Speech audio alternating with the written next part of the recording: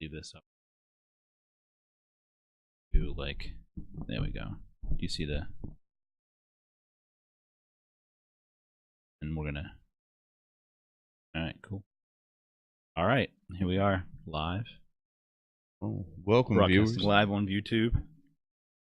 So it's been a couple weeks, but I'm Locke, and it's noon, and here to save the world. So we were missing last week because both of us had other engagements, and then next week we'll also be off the air. I'll be at BlytheCon, New York in Brooklyn. We're going to have a little thing in Prospect Park on Saturday, and then there's the actual con on Sunday. So I'll be in New York all weekend. I actually have a convention in Gettysburg same weekend, a tattoo convention. So yeah, so we'll skip next week, and then we'll see you guys probably around Halloween. All right, that's the show. Thank you. Yeah. No, I'm just kidding. So a lot going on since last time we sat here, man. Where you want to start? I don't know. What was your week like? My week was a blur. Yeah. Very, very busy week. You know, I just worked. Yeah. Slept a little bit and worked more. I learned a little bit about cryptocurrency this week. Oh yeah? Yeah, I was so I found this thing, it's called Coin Flash, right? And so what it will do is, you know how have you ever heard of the thing called acorns? I don't know if it's acorn or acorns, but I'm actually really behind on the cryptocurrency. Well, this is something that's different. This is like a savings plan, right? So you have it takes the change from any transactions on like a card. Oh, I actually and it, like, recently deposited. learned about this. Yeah. I do know what you're talking about. Right. So this Coin Flash thing is kind of the same idea, right? It takes the change from your transactions and it invests that money in like Bitcoin or either or whatever you want it to Sure. and one of the cryptocurrency. Well, I think really right now I think it's just Ethereum and Bitcoin are the two that it invests in. And then I thought it was a pretty cool thing, so I wanted to try it out. And I wanted to dip my toe into the water with this cryptocurrency thing anyway. So I took a little bit of money and I played around with it. And so is this really the way of the future? I mean, should I be getting like into cryptocurrency? Because here's what I'm hearing. I have a couple friends that really they whine all the time because they wanted to and I say whine, that sounds a little harsh, but they years ago they wanted to get into investing in Bitcoin Right. when it was penny stocks, Right. And you know, I have a very good friend of mine, Bruce, that claims he could have bought $200 in these stocks and have made $2 million by now or something, right? I mean, I hear it all the time. right. And then this other one, Ethereum, I don't even know about. That one's it's a different. It's the same general. It runs on the blockchain. It's all blockchain, which is we'll get into the explanation of what blockchain actually is. But Ethereum and Bitcoin are just two different iterations of this thing called blockchain, right? And what blockchain is, it's a cryptographic transaction network. We'll get into a better explanation than I can give here in a minute, but to the investing part of it, and that's what's your friend saying, you know, they could have made millions on it if they had just gotten in. Like everybody Like says everything. that about the same thing out, right? The people who take the risk, right? When Bitcoin was pennies and it wasn't worth anything, right? It started out as just kind of this mathematical experiment, I guess, and I don't know the history real well, so I'm going to pick it up kind of where I picked it up. I picked it up a couple of years ago, in the infamous Butterfly Labs incident is where I kind of picked up on Bitcoin. Butterfly Labs was a company a couple of years ago who basically defrauded a lot of people. What happened was they came out and announced this product, and it was a Bitcoin miner. And what a Bitcoin miner does is it decodes transactions on the blockchain. So when you give somebody Bitcoin, and that transaction is logged, and then it's put into the blockchain, and then the miners will decrypt these transactions on the blockchain. So what they use to mine Bitcoin is it originally started out with like graphics cards.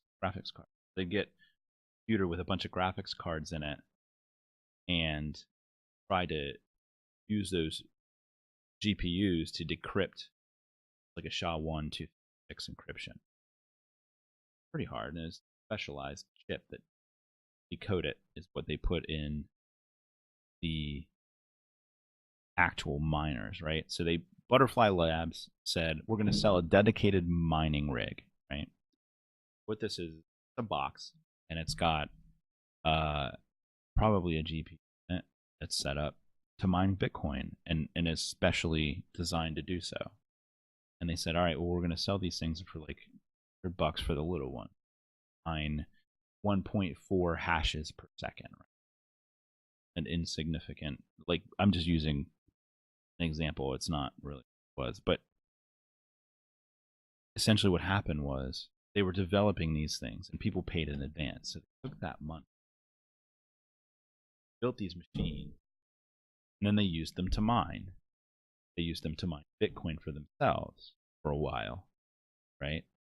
And when you say mine, I mean, you mean steal? No, it's supposed to be how it works, right? It's how it works.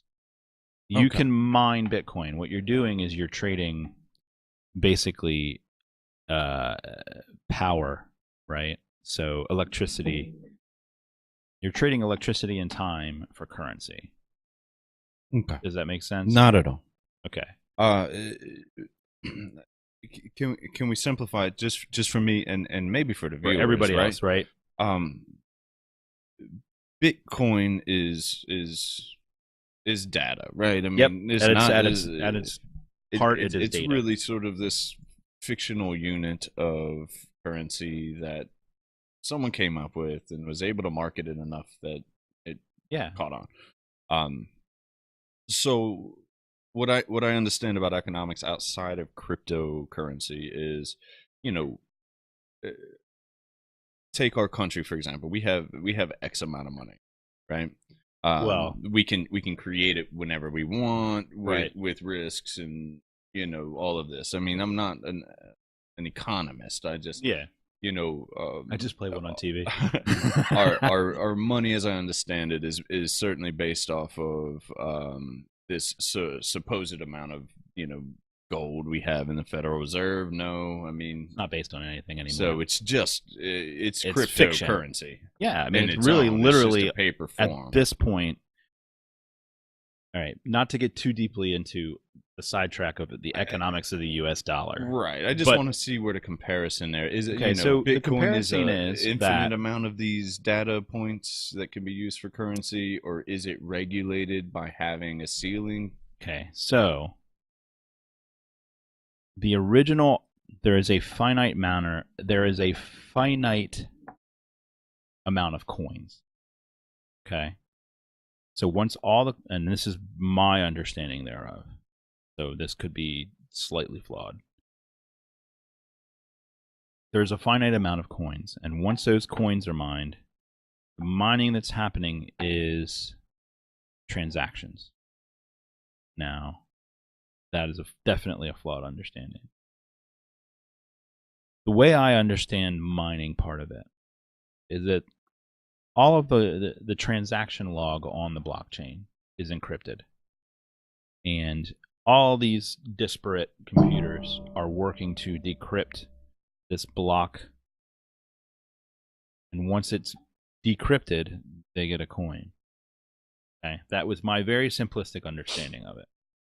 Now, when I bought a Bitcoin miner, right, from this company, what they did is they took mine and everybody else's money who had prepaid for the machine that they were supposed to get.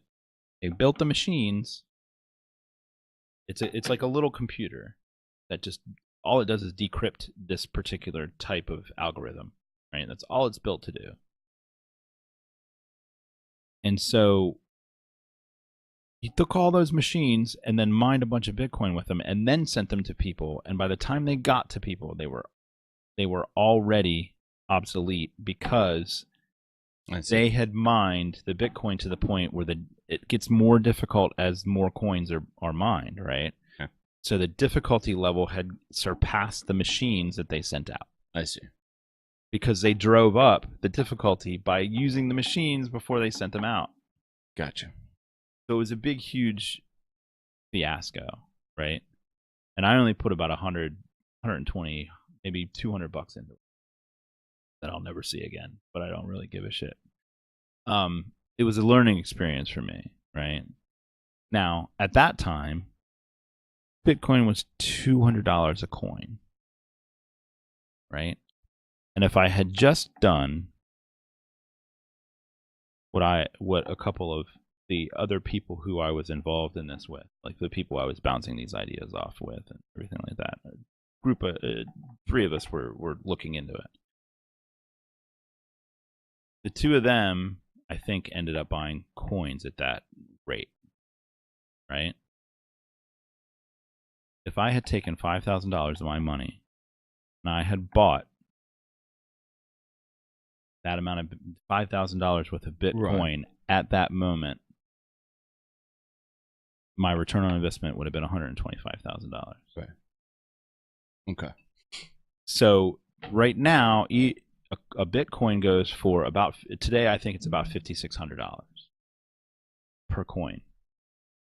When I was trying to get this mining machine, it was at 220-ish thereabouts.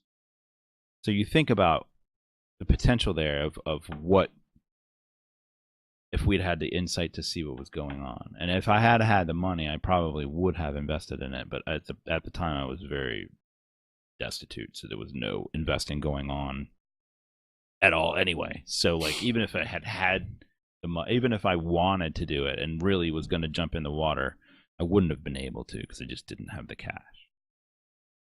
But the return on investment for people has been pretty freaking ridiculous. So I recently I glanced at an article. I was literally on a cigarette break at work. Glanced at an article that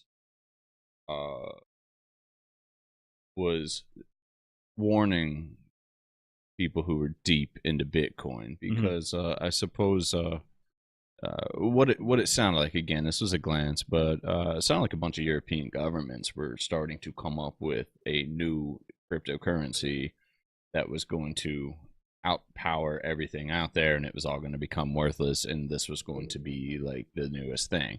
Right. My question is, I mean, how many of these things start to pop up? I mean, when you know that market becomes pretty saturated pretty quick, right? I feel like the Bitcoin stories of, hey, I got in early and I made all this money, that's great stuff. But every time something, all the time something's great, right? What do? We just make more of it and make more of it, and then it's worthless then. Right. I mean, that's what's happening in China and Russia right now. China and Russia moved to shut down a lot of their Bitcoin exchanges or their cryptocurrency exchanges because what was happening was, and I don't know if this was the thought or what the thought behind it was. I mean, there's a million reasons why they would do such a thing. I mean, more reasons than you could even count. So my thoughts are that on one hand, it's a good thing simply because with so many exchanges that aren't kind of, I don't want to say regulated, but there was a lot of fly-by-night shit going on. You know what I mean? Like people making blockchain coins for their own platform. You know what I mean? Like, so each and every game has its own cryptocurrency. So it becomes fractured and it's just everywhere, and it's all these little. So I think what you'll see, and I think that I really think what's going to start to happen is it's going to become a little bit more consolidated, right? There's going to be a couple, right? Now, this is where I see it going, and this is just my opinion, and this is my probably halfway informed opinion, but I see it ending up like this, and there are people who share this with me. Bitcoin being equivalent to a gold standard, Ethereum, which is a second iteration of blockchain, but it's a little bit different, being something like silver, right? Being valued at something like silver. And then you'll have your each individual currency for wherever you're at. So Russia today just came out that they're going to have a crypto ruble, right? I saw the headline. It's like right up here. I have it up on the screen. It doesn't surprise me, and it probably China's not going to be far behind with some kind of state-sanctioned cryptocurrency. Now, there's obviously problems with that, right? Because the beauty of the blockchain is that it's peer-to-peer, right? I don't need a bank to hold all my Bitcoin. And all my Bitcoin exists in that little code that they give you. And you can put it in a hardware wallet, like a little USB stick that you download the certificate or whatever onto. Right. So now, I mean, we all know what happens when governments get involved, which sort of defeats the entire purpose. So, I mean, I don't know. I barely get money, Right. so I do not get cryptocurrency. Okay, so let's approach it from like just the most simplistic standpoint, right? Right. Money is an illusion. Sure. It's a piece of paper that we all agree is worth something, right? So all this is ones and zeros that we all agree is worth something. There are some definite benefits to cryptocurrency in the sense that it makes interpersonal transactions very easy. So I can hand you Bitcoin, and like, we don't need a bank. I don't need to write you a check. I don't need to have cash. I just send you money. Like, it can be. I can do it from right here. Do you see what I'm saying? Like, I can tap my phone to yours if I have the right app and give you Bitcoin, and it's just from me to you. You know what I'm saying? And that transaction is then verified through mining. See what I'm saying? So the transactions keep track of who has what Bitcoin. It's really complicated. It's super, super complicated. But really, what it comes down to is that when you say Bitcoin's not real money, Bitcoin is just as real as any money you want to look at nowadays, because it's all fiat currency. It's not based on any kind of real material item. Well, and I guess that's my point. Even though I don't necessarily get the specifics, and I have a clearer picture now that you've explained some of the fundamentals behind it.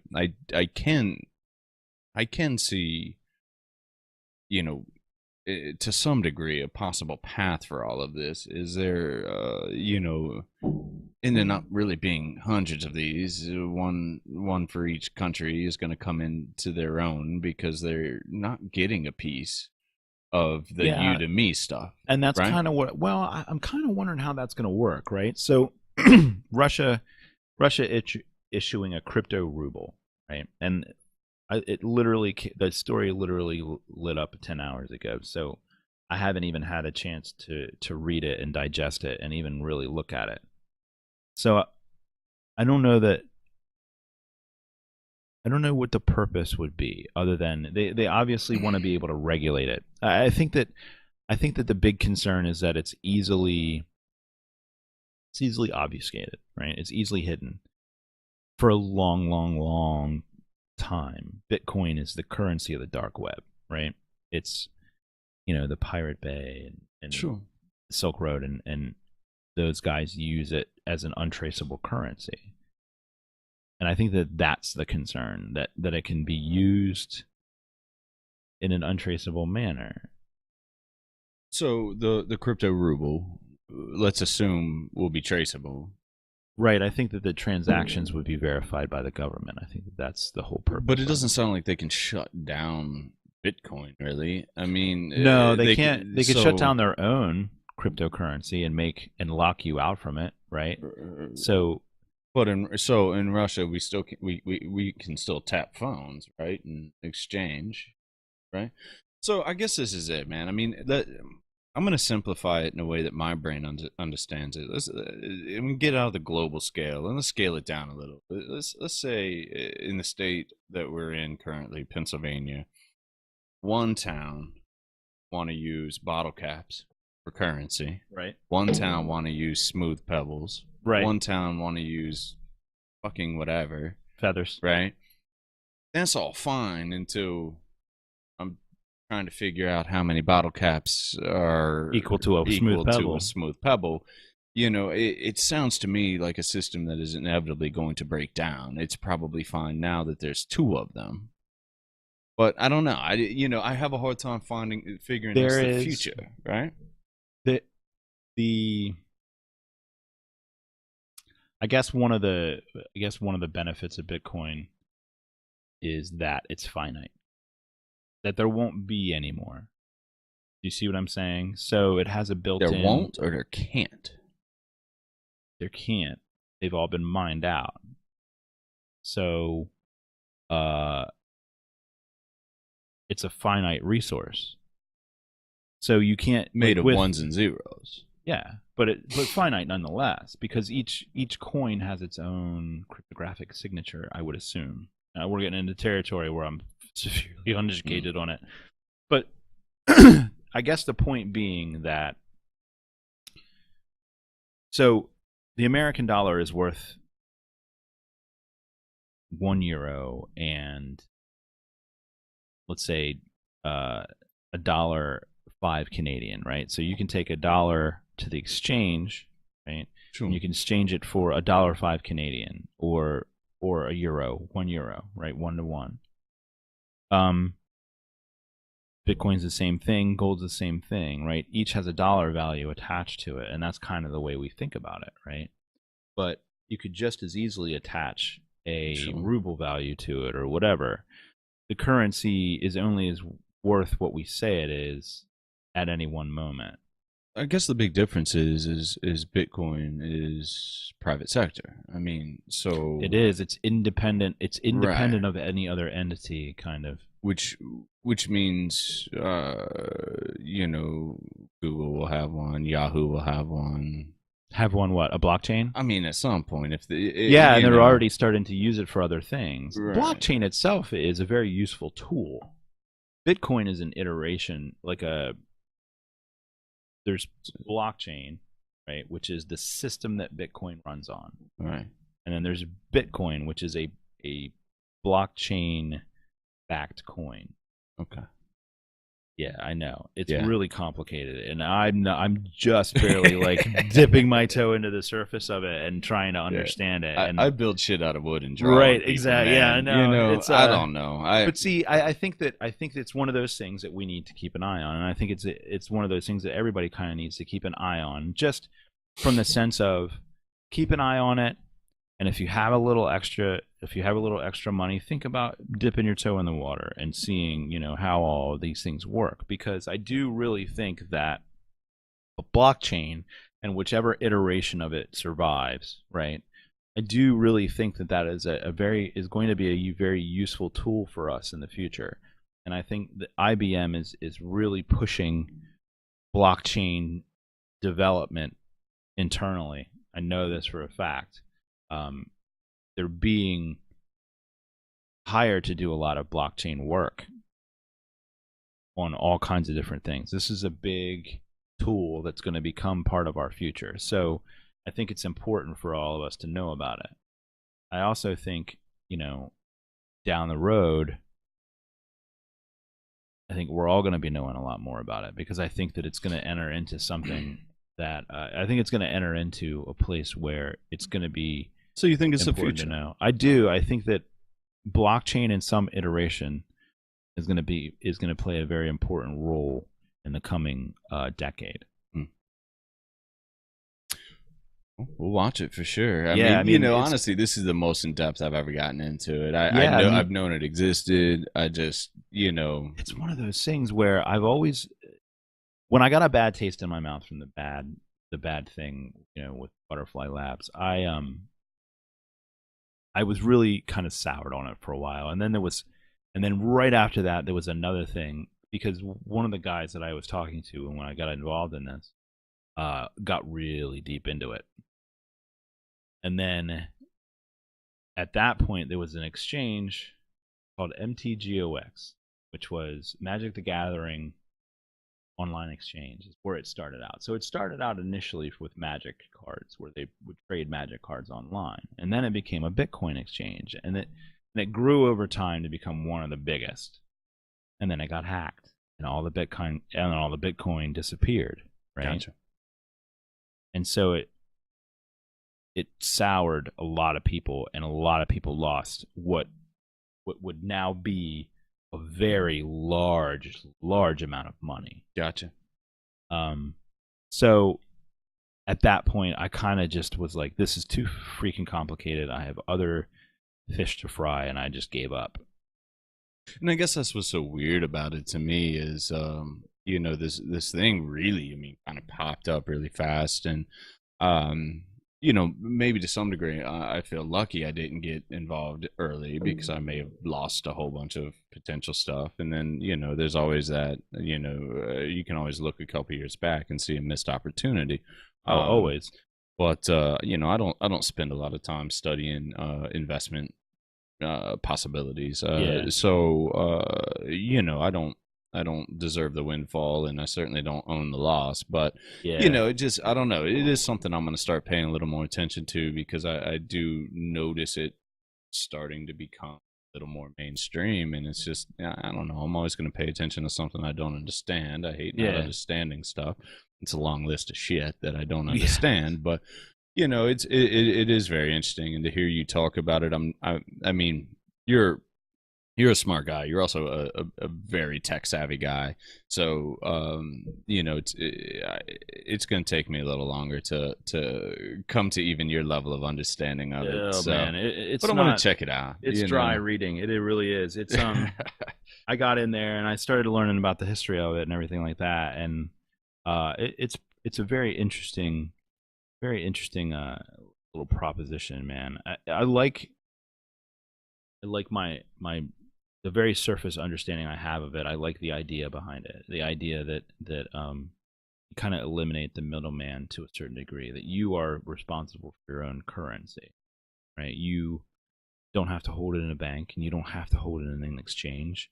You can hold it in your hand, and it's the digital form of having actual physical gold in a safe at your house, right? It really is. Which of course is something that, since the world was supposed to end 14 times over the past 14 years, that's always been a big thing, right? Get rid of your money, get rid of your bank accounts, put some gold in your fucking dresser drawer, and be all right. And I guess I get that. What's interesting about that, though, is it's just harder to hack my dresser drawer than it is, right? Right. So I mean, well, I don't know. Is it though? Because see, that's the thing, right? If you've got gold in your house, you've got a big, say you've got, four or five bars of gold in your house, and I'm not talking about like the fucking, Hollywood brick of gold. I'm talking about like the real ingots that you really get, and you have 4 or 5 there. That's 7 or 8 grand. You're gonna put that in a safe and you're gonna lock it up, right? Same thing with this. If I've got one Bitcoin, one full Bitcoin, that's $5,600. I think I'm gonna try to respect that a little bit, right? So a fool and his money are soon parted, right? Yeah, I hear you. I mean, if you're gonna dip your toe in the water, make sure there's no piranhas in there. Gotcha. Right? Make sure you got your anti-piranha spray on, because. All right. So look, this is making my brain hurt. Let's come back to this at another time, right? Let's it's extremely interesting to me. It really is. Yeah. And I'm definitely gonna look into this too, for the viewers, right? That's, I don't know. It's all craziness. It makes my brain throb and hurt. Yeah. But that's okay. We'll talk about something really cool. Yeah. The EM drive. Yeah, this is cool. So the electromagnetic drive. Let's talk about You introduced me to this about a year ago. I'm just going to throw that date, that time frame out. And this was something, but in its simplest form, this is something NASA was been playing with for a while. This is a propulsion drive that basically requires zero fuel, or at least fuel the way we know it, right? And the really interesting thing about it is it's very much quantum physics. It's also very much um it defies Einstein's E equals mc squared theory Uh, to a degree. well, it's actually thermodynamics, like the third law of thermodynamics, the one that they Newton's third law is the one they had a problem with, was the equal and opposite reaction part, um, because there isn't any fuel. It's an electromagnetic engine, which is really, really important to any kind of future space travel. Rockets are mostly fuel, right?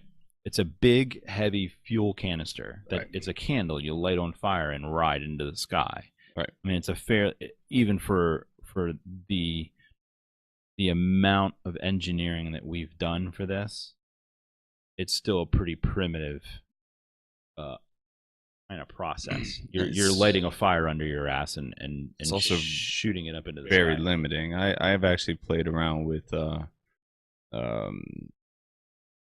getting heavy objects into orbit um, through use of a simulator. Right, looks a lot like a video game because I have a Right. controller in my hand. But what I found doing this is, especially as a layman, when you can't quite get a heavy object into orbit outside the atmosphere, you try to just add more fuel and more rockets, and it does nothing because you're counteracting the weight.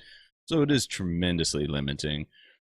This new drive, well, say new, what's important is, for the first time, and this was a while ago, we did manage to create thrust Right. through this drive. Certainly wasn't enough to get anything off the ground and out of orbit, It but was barely measurable thrust.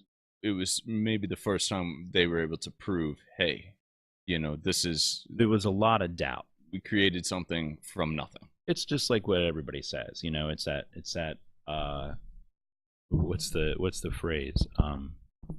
Extraordinary claims require extraordinary proof, right? Yep. So this is something that, and the picture's up on the screen. You'll see a kind of a general like picture of what it looks like. It's called a resonant cavity thruster.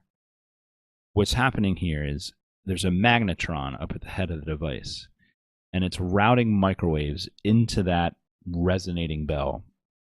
And those microwaves are bouncing around inside of that cone. That's a closed cone. It's not, there's no open end at the bell there like you would normally, kind of assume on a rocket engine or some kind of engine. There's no exhaust. It's purely powered by electricity. And the reason why this is so important is because of that weight to thrust ratio, right? Cool. And how in the fuck do you refuel a rocket in space? Right? So if you're going on a rocket trip, you're bringing all the fuel you need along with you. Right. And that's a lot. Right, because otherwise you have to have refueling stations in a chain out to wherever you you're are going. Right. Right. And so with this and our ability to use something like a nuclear reactor or solar or whatever power source you want to use to generate electricity, as long as it spins that magnetron, man, you've got thrust. So knowing that it works, there are people currently working, and the guy who actually invented it, Roger Scheuer, is currently working on iterating it and improving the improving the thrust and figuring out exactly what's happening here. Well, in the article I read today, the one you sent me, uh, sounded like they think they're on the path to enhancing this thrust um, because of something we talked about a few weeks ago, and that's probability. That's pilot wave theory. Pilot wave theory, and the fact that these photons, electrons, all these things are going to exist in all of their probable states, and that we didn't really know that because every time we take a picture of them, we only see one of those states. Right. Right. And this is where, of course, it's confusing for me. I'm an artist with a hefty imagination, but this doesn't necessarily jive with everyone in the science community, right? I mean, so not at all. Again, extraordinary proof, right? We're right. Gonna have to start, and this is going to be fun to watch. But I mean, this quantum physics is really going to be. Yeah, and it's we're going to be the unlocking these secrets over the next 10 years or 10 so. years, right? Right. And I think that I think what's fascinating is that quantum physics up until this point has been kind of pure research. There's not been a lot of, I mean, there has been some application, but for a long time, between when we kind of started to really dip our toe into the quantum water, so to speak, and now, like for a long time there, it was theory. There was no way to measure it. There was no way to test it. There was no experiments that could yield any useful data for years and years and years. And then our technology caught up, right? Mm-hmm. And now, recently with the particle colliders and things like that, really kind of open this up, and we're starting to understand things at the quantum level. And as we understand things at the quantum level, we'll start to be able to manipulate them at that level. We can tug it, and we can push it and poke it, and we're talking about things like just the basic fabric of space-time. So when you start tugging around on the basic fabric of space-time, right, things can get hinky real fast. Because it make a lot of people nervous, right? And so we were talking last time about pilot wave theory and the idea of where gravity comes from, and that gravity kind of is this thing that happens when the wave turns into a particle. So if we take that idea, right, and we apply it to the EM drive, right? So what's happening here is that magnetron right there is shooting microwaves into that bell-shaped cavity as waves. So it's launching photons in their wave form into the cavity. Now I'm wondering if it's generating any kind of gravimetric thrust, any kind of gravity-assisted thrust by those waveforms becoming particles as they strike the end of that bell. Or if it's just bouncing around in there. I don't know. I mean, it's interesting to see, like, there could be all kinds of things going on here. Or if it's them striking themselves, or I don't know. Now I just want to build on. I know, right? Because, and then that's what's so shocking about this too, right? Is that it's something that's fairly easy to reproduce.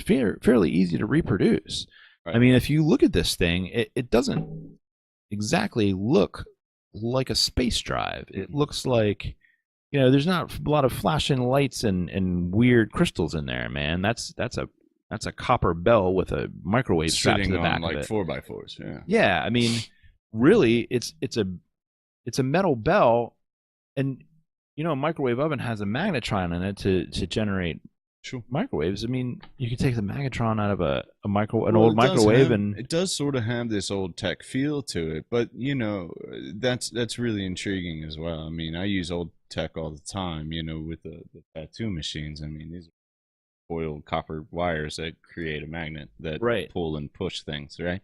So it is really interesting to me.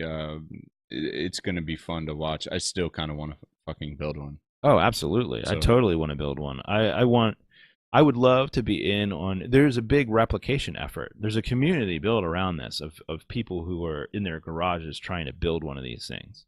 yeah, It's really freaking fascinating. Can yeah. you and so like this is a thing that could carry colonists to Well, a let's distant star. yeah, and let's talk about that too, because you know,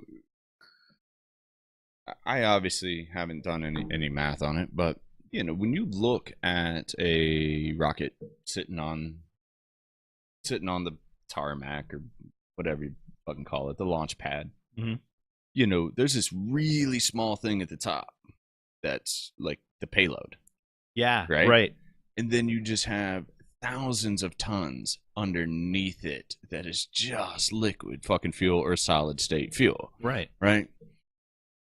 So we're talking about eliminating potentially all of that, right? So this thing doesn't have to create the same amount of thrust that these things do, right? This thing It has to doesn't create enough thrust to get this little payload off the up, right? And ground. that's what's so interesting to me is you get rid of all of that weight, and it becomes a little more achievable, Right. right? I don't know. And It's pretty cool. there were and here is where we enter into the place where I wish I knew more, right? Because I was uh I was walking down a rabbit hole on Reddit and in their little EM Drive forums a couple months ago because I've been really into this thing ever since I heard about it. I heard about it a couple years ago. I want to say I heard about it 3 or 4 years ago, but I'm not sure.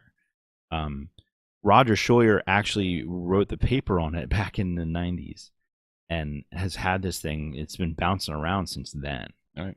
And so that's what really is kind of shocking to me that this thing has kind of been bouncing around since the 90s and no one's really given it kind of like a fair shake. Now, I mean, based on my limited knowledge, it's never popped up in the news before like it has now. I certainly haven't seen it on anything mainstream, but what's interesting is, these things come back up once we start building large hadron colliders and slamming shit in and learning Right. a little bit. And then we get to apply a lot of that knowledge to something that's been kind of around since the 90s. Right? I don't know. It's going to be kind of fun. I think we should build one. Yeah. But I don't know how to Hey build man, one. I'm down. There is like a community online of people who are looking into this thing and tuning it and trying to And get more changing the thrust. shape of things and Right. making things slightly Well, longer I and a little mean, bit shorter. Roger and Scheuer see what himself, his second iteration looks different. I wish I could pull it up real quick. Well, See. I tell you another use. I mean, look. So obviously, the big, expensive, hard part of space travel is getting anything off of our planet. Through the atmosphere up into orbit. But this could have some more immediate applications once you are out into space. I mean, it takes a lot less thrust once you are in Yeah, space, I think that right? the big thing right now that they're trying to apply it to, and China came out a couple months ago saying that they had already tested it in space and had tested it on their space station. Um, who knows whether they did or not? Well, Because I'm yeah, not seeing a lot. I'm not seeing a lot of like these things are hard to verify. right. I'm not seeing a lot of verification there with that. Regardless, we need to strap it to a CubeSat Mm-hmm. and point that fucker and turn it on and just see what happens. I Yep. mean, Agreed. who cares, right? Agreed. Like it can't be. I guess it would cost millions of dollars to do that because you Yeah, got to of launch it up course. in a rocket. I'm gonna grab a drink. I'll be right back. Sure.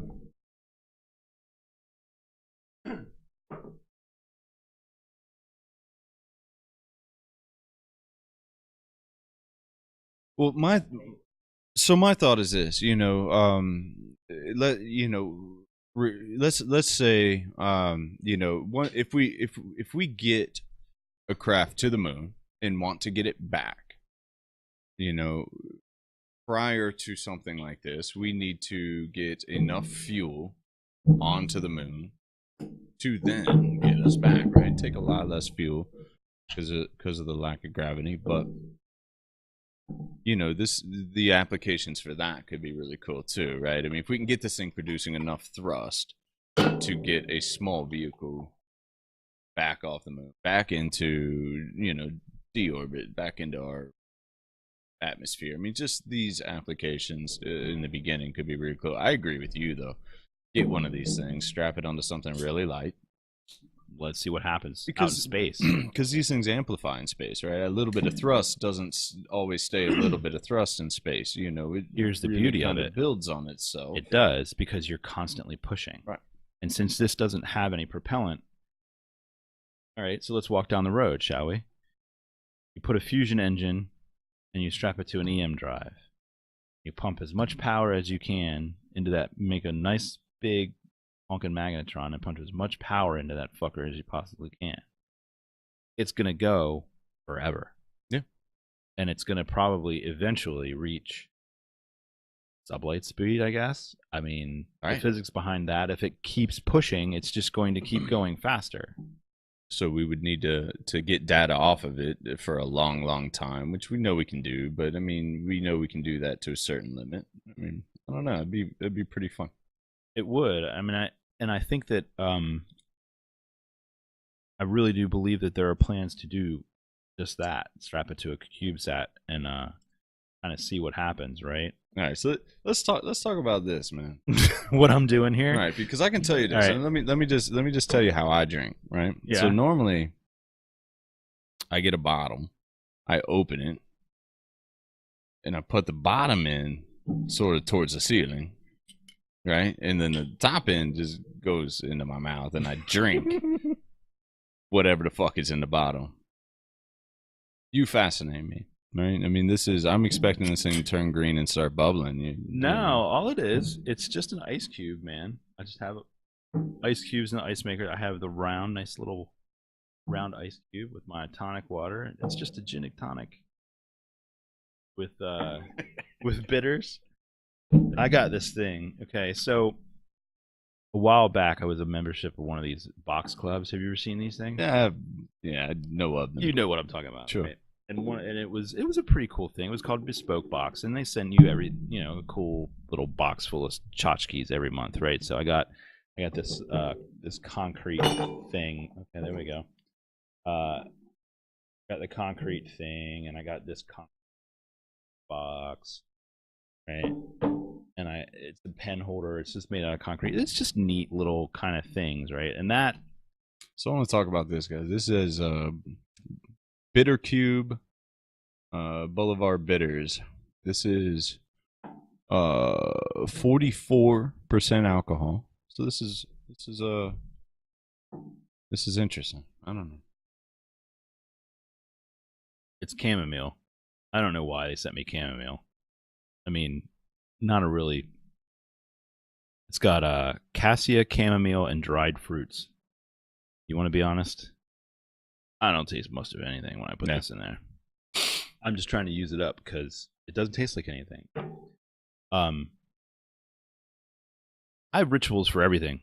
Little rituals for everything. It's just. Let me show you how I do it. Well, you're not gonna. That's gin. I'll get you the other stuff. That was coffee in there. Coffee and gin? I don't know, man. Coffee and gin is Or what? No bottle then. There you go. All right. I can get you a glass. I have to use the mug. So we covered to some degree the EM drive. I really I mean All right, wait a minute. I have to do something.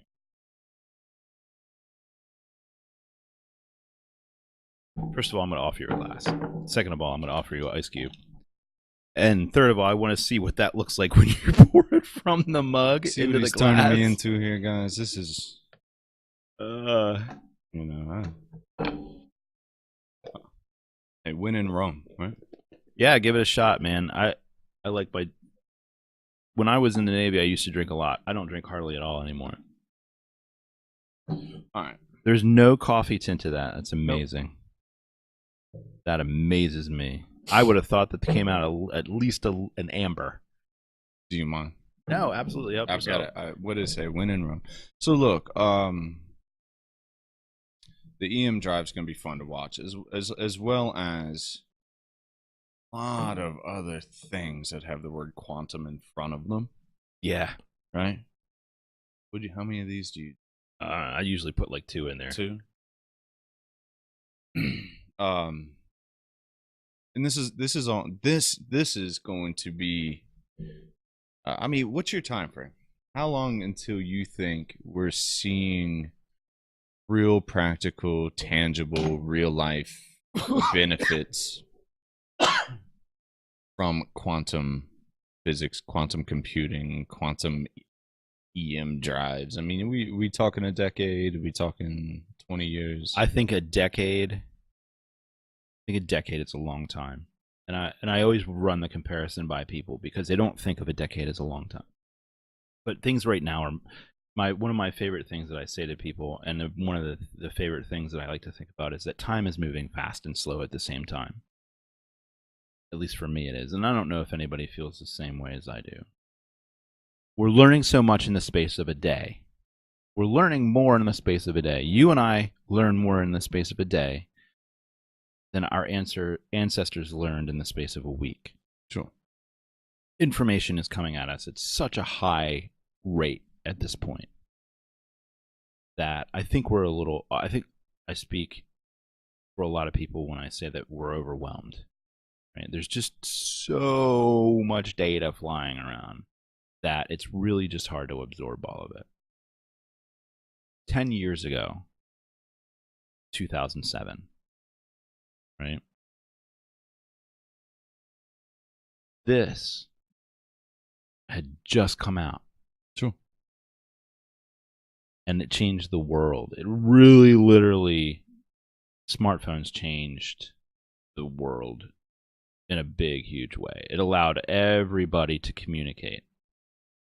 And so when you think about it and you think about the birth of this and how far this has come in the space of 10 years, just this one stupid little device, the space of time that it has taken to get from tick, tick, tick, tick, tick, you know. Mm-hmm. Yeah, we were just sending text messages to now we're watching Netflix. Yeah, and we've discussed this before. I mean, you know, going back even further. I mean, this was something nobody saw it. This was sci-fi. Yeah, right. This was sci-fi 20 years ago. If I would have handed this to you when you were 16, you'd have fucking lost your shit. I would have looked up a lot of porn, dude. Yeah. Like fast. I mean, you wouldn't have even got done explaining what that was. I would have looked up porn on it. Yeah, naked bitches. I mean, come on, man. When I was a kid, Cosmo, and you were hoping for like a nip slip. You were lucky, man. You had Cosmo. I had a Sears freaking catalog. About the best thing I got was J.C. Penney's. The best thing in the world was Fredericks of Hollywood.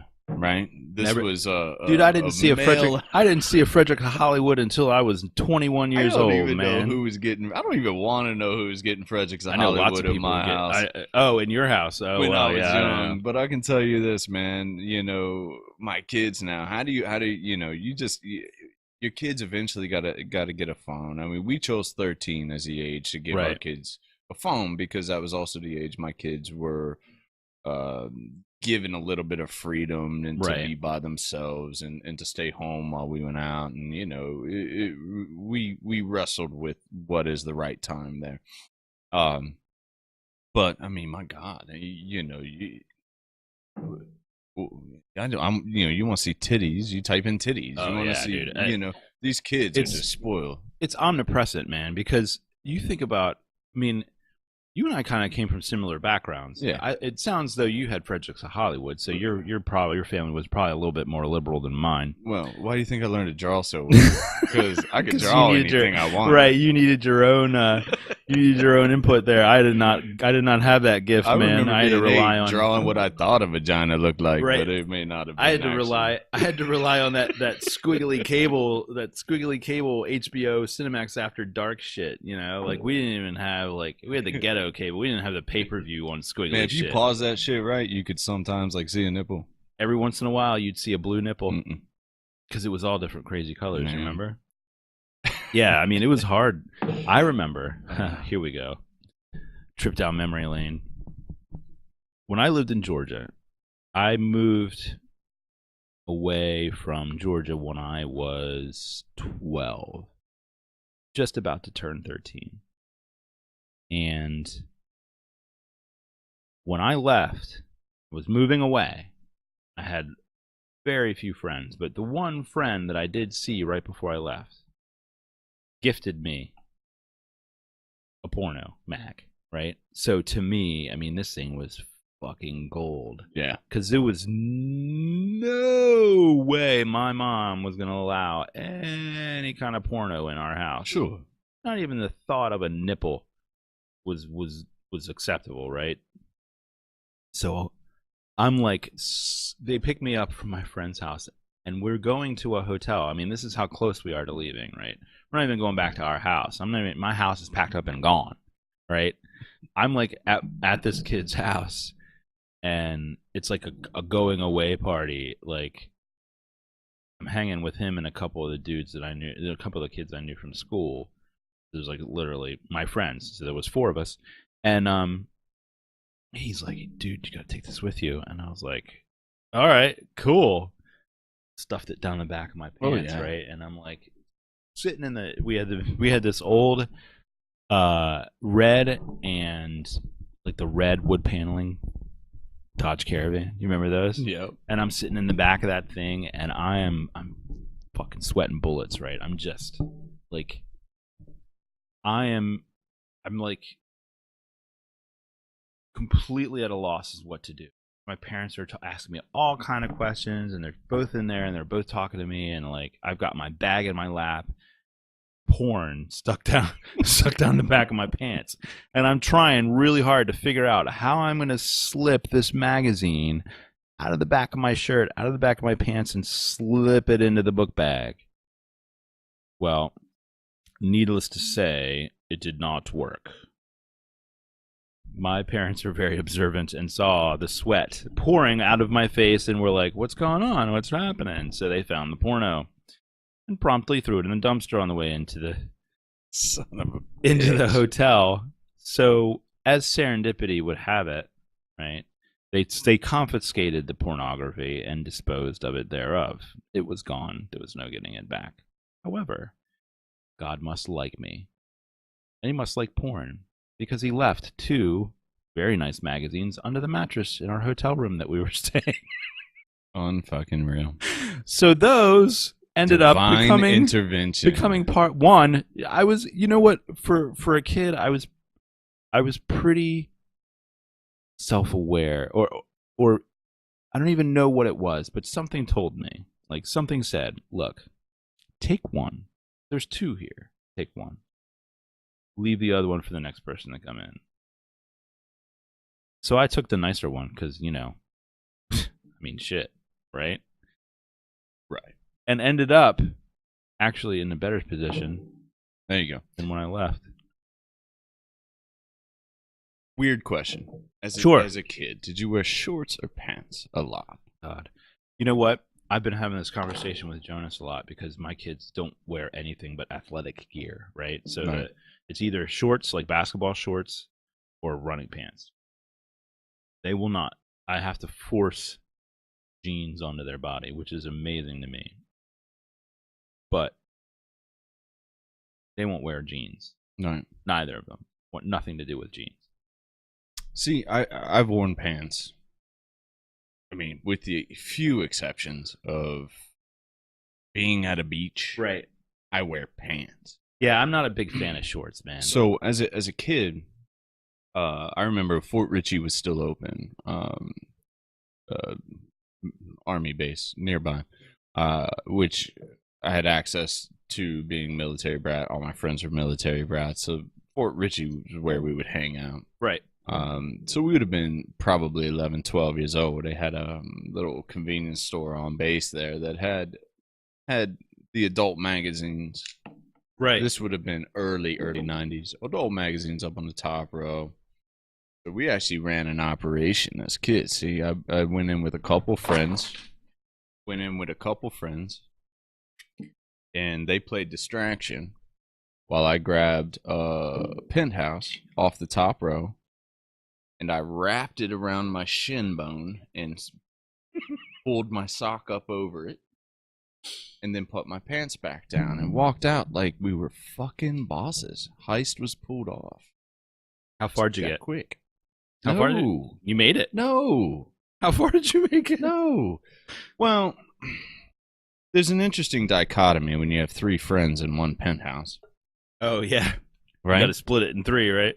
That's hard to do. Right. Right. So this thing got confiscated about 3 days later when my buddy had it at home, right? Who was not very responsible with his with his share of the magazine. Shitty at covering his tracks. You know, these are things our kids will never know, man, because they can just Google this shit anytime they want. That's true.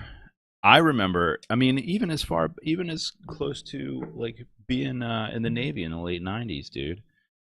Everybody in the Navy everybody in my berthing had a stack of porno. Like there was so that was one of the things you did when you left, man. You divided your stack amongst your bunkmates. Like when I left, when there was 2 friends of mine who left before I did. Both of them left me their stacks, like the whole stack. So I had like just a ridiculous amount of porn. And I didn't. I mean, I just kept it because it was nice to have a good rotation, right? So like when I left, when I got ready to leave, and guys were like, "Hey, you know, it's good to see you go." And then the moment came, you know, when it was like, "All right, what do you got, bro? You're gonna pull out the magazines or what? We're gonna see this shit." When I pulled out this big fat stack of porno, these guys' eyes just lit up like, "Holy shit, dude! How much shit do you have?" Because I had a stack of magazines. Had to have been this tall. You become the guy in power at that point. Well, right? I mean, nobody ever knew until I left. So like, everybody bought me drinks like that night. They were like, "Oh yeah, it was awesome, thanks, man." But I mean, like nobody knew it was there. Porno beforehand. exchange for drinks. I love it. So, similar story, kind of. When I got out of basic training and I went to my first tech school station, which is Keesler Air Force Base, Biloxi, Mississippi. Also happens to be where I was born, but that's not really the point. It was about week 1. We just kind of got settled into our dorms, and I heard a bit of a ruckus down the hall, 2-3 doors down. So I go, I'm 18 years old at this point. I go down the hall and go in, and there was and I think the word's offensive now, so I'm gonna tread lightly here. Okay. Little person porno. Dwarf. Oh, dwarf porn. You know, midget porn. Right. I think the M word. The M word. Yeah. The M word is not acceptable, but it's in the list with everything else now.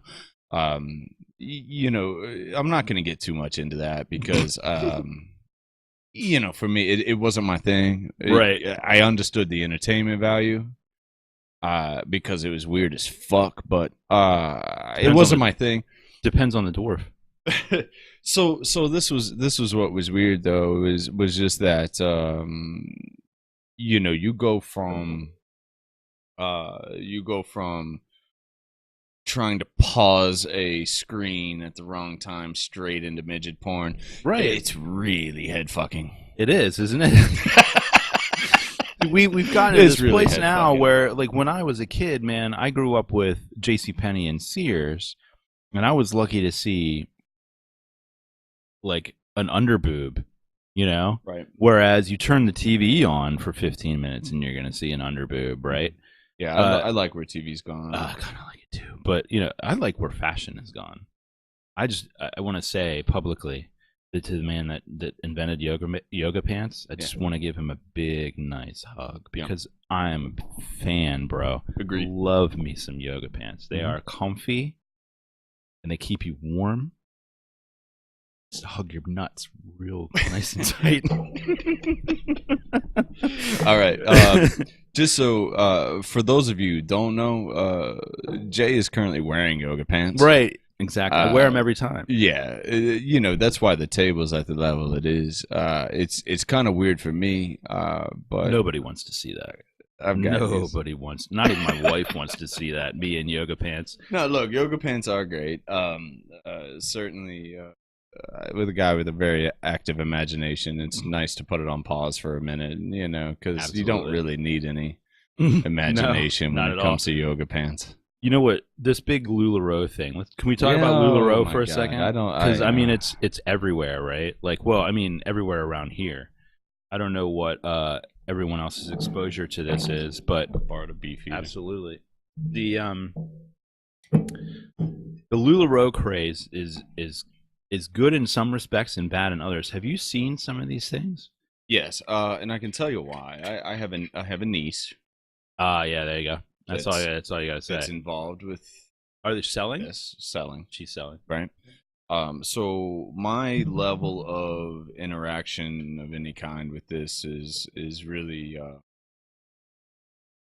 is really limited. Yeah. But it's weird to me because I would say 80% of it's just fucking hideous. It's ugly as fuck. Yeah.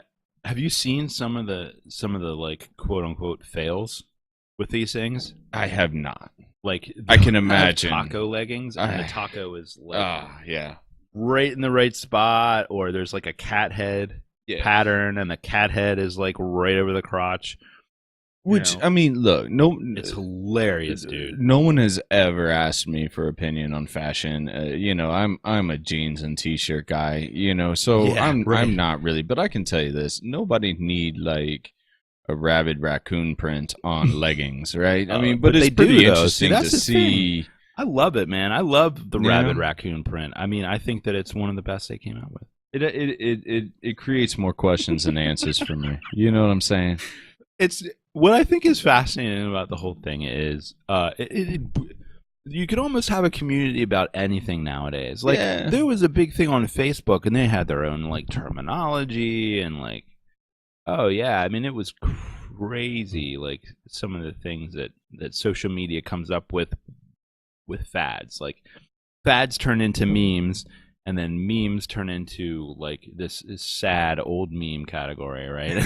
And then, it becomes just this tired old thing that we don't want to see anymore. So, I mean, I suppose anything other than political ranting is probably welcomed on social media. It really comes down to, I mean, we decided this paper money was worth something. We decided Bitcoin was worth something. We decided these leggings were worth something, right? So it's.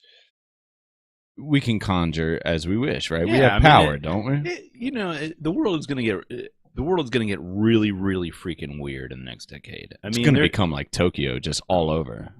It's just going to be weird. There's going to be a lot of just strange shit that happens. Because when you put humans in certain situations that are going to happen in the future, they're going to react in a weird way. I'm starting to get a buzz, so this is going to be something new for you, seeing me with some liquor in. I'm good with it. It's probably going to help the show. We'll see. Unless you shit yourself. This could turn into a dumpster fire very quickly. Hey, you know what? Dumpster fires. Well, that creates ratings for some right? people. Yeah, look, if this turns into a dumpster fire, our followers are going to triple. Sure, let's just as long as we keep that bottle flowing. Now you remember this was my wife's suggestion for the podcast, right? No, well, I'm taking her advice. I'm having a drink or two. Next week we're not going to be on the air, but the week after that I'm going to bring a bottle, and then maybe I'll be sleeping out in this garage. Right. We'll see. We need a bottle of.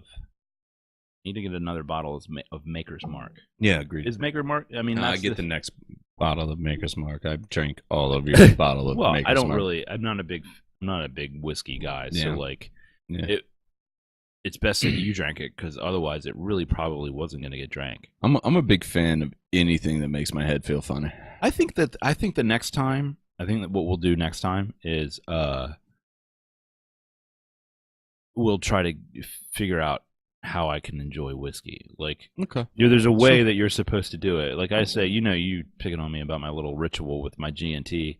Uh, there's a right way to do whiskey, apparently. Like well, with an ice cube I and a guess there nice is. glass, I and guess like there is, man. But let me tell you a little bit something about myself. I I'm gonna think grab another bottle of tonic. uh, personally, I think I'm too. I think I'm too dumb to know the difference, right? I mean, because I pretty much enjoy whiskey the same way I enjoy rum, vodka, or anything else, which You is tip the the way bottle I up, explained earlier, right? right? I buy a bottle, I put the bottom of it towards the ceiling, Right. and I drink it, right? Yeah. Which There's something to be said for that, though, right? Like Oh that, yeah, no, I'm it's pretty a sure it's called very alcoholism, but I mean, look, there's alcoholic and then there's functional alcoholic, right? I'm not really sure that I'm I keep myself in check. I do. I go months without drinking sometimes, right. right? But I've managed to enjoy alcohol for Quite a a long time and yeah. sort of feel like I have my own balance there, right? Well, here's the thing, and this is what it really comes down to for me and anything as far as intoxicants are concerned, right? Alcohol scares me a little bit because it's the only drug that the withdrawal can kill you. I think there's other drugs where the withdrawal can kill you, but not a lot of common things. Like Sure. alcohol fits into its own nice little category there of things that are easily available that will fucking kill you, right? So, I mean, I have a very healthy respect for it because a couple of weeks ago, I told you I did stupid things with alcohol, and so I try to be cautious. Well, it should be respected. It's probably not going to happen tonight, but we'll see. So as far as intoxicants are concerned, the way I feel about it is if you are not harming anyone else, Mhm. if you're not getting behind the wheel drunk where you're a danger to anyone else, if you're literally coming home from work, cracking open an entire six pack and drinking that shit, and then passing out in your fucking lounge chair watching television, Sure. and you're not harming another human being, drink up, motherfucker. You're right. You know what I mean? Right.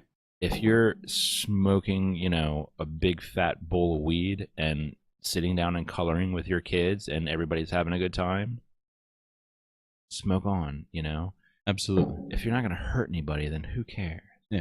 Well, actually, and you bring up a good point there. I mean, for me, I do not, um, I do not answer to anyone per se. I'm my own boss.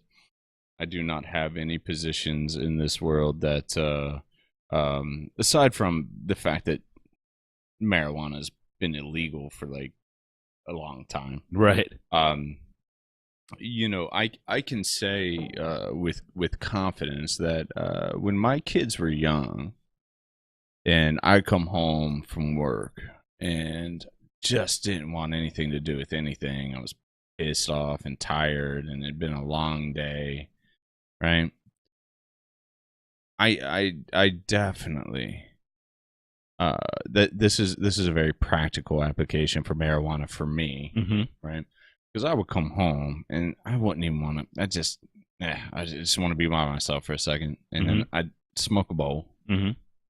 and like 30 minutes later, I'm like jumping on the trampoline with the kids. Yeah. Right. I mean, for me, that was a very useful tool. Of course, they had no idea, and it was just daddy playing again Yeah, because, I mean, it was able to sort of breach that. I don't want to get too involved into all of that as Right. conversation, but Yeah, but here's the thing. intoxicants aren't always bad if No, you're a and responsible human being. Absolutely, and Right. I think that there's a lot of I think that everybody's kind of figuring that out, right? Like, let's really look at what we're doing here, right?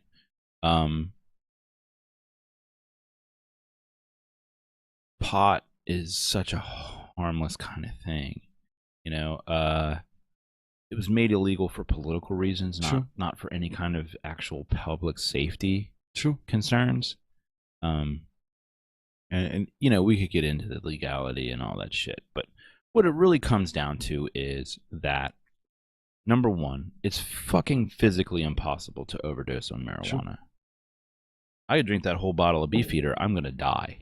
I mean, there is really no doubt that if I drink that entire bottle of Beefeater, I'm going to probably fucking die, just because I don't ever drink. Right. Because you're not used to it. I'm not used to it. Based off of your theory, I'm a superhero. Right. And I'm immortal. You could probably drink that whole fucking bottle and be able to handle it. It doesn't mean I'll enjoy tomorrow. Right. No, tomorrow would be hell for you. I will still breathing tomorrow. But you'll be breathing. I won't. Maybe not. Maybe I would, but it doesn't matter. The point of the matter is that you drink enough of that shit, it's going to kill you. Slow or fast, it's going to kill you. Sure. There's not enough pot to kill you. Like, you can't smoke enough of it to kill you. So, I mean, I get it. I don't want somebody getting just completely decimated, baked, and then going and driving around town. Well, no. But they'll be easy to spot because they'll go in about 15 miles an hour. Did you know why I pulled you over? Right. No. I was speeding? No, you were going 7. Right, exactly. I mean, you know, really 7 miles an hour. A dude that like bangs down a couple bowls from a bong is not really going anywhere. He's going to sit on the couch with some Cheetos and some Netflix, and he's not going anywhere. Right. You know, but again, we're talking about responsible human beings. I mean, yeah. I think that's something that we really need to get back. And now I've had a couple of drinks, so you're going to have to fucking give me a cigarette. Yeah. And it's going to be probably something I regret much later, but I am going to smoke a cigarette. No, but, you know, look at that still. I mean, I own my own business. It's a business that I own my own tattoo studio. I've been a tattoo artist a long time. Marijuana is even rather... It's a performance.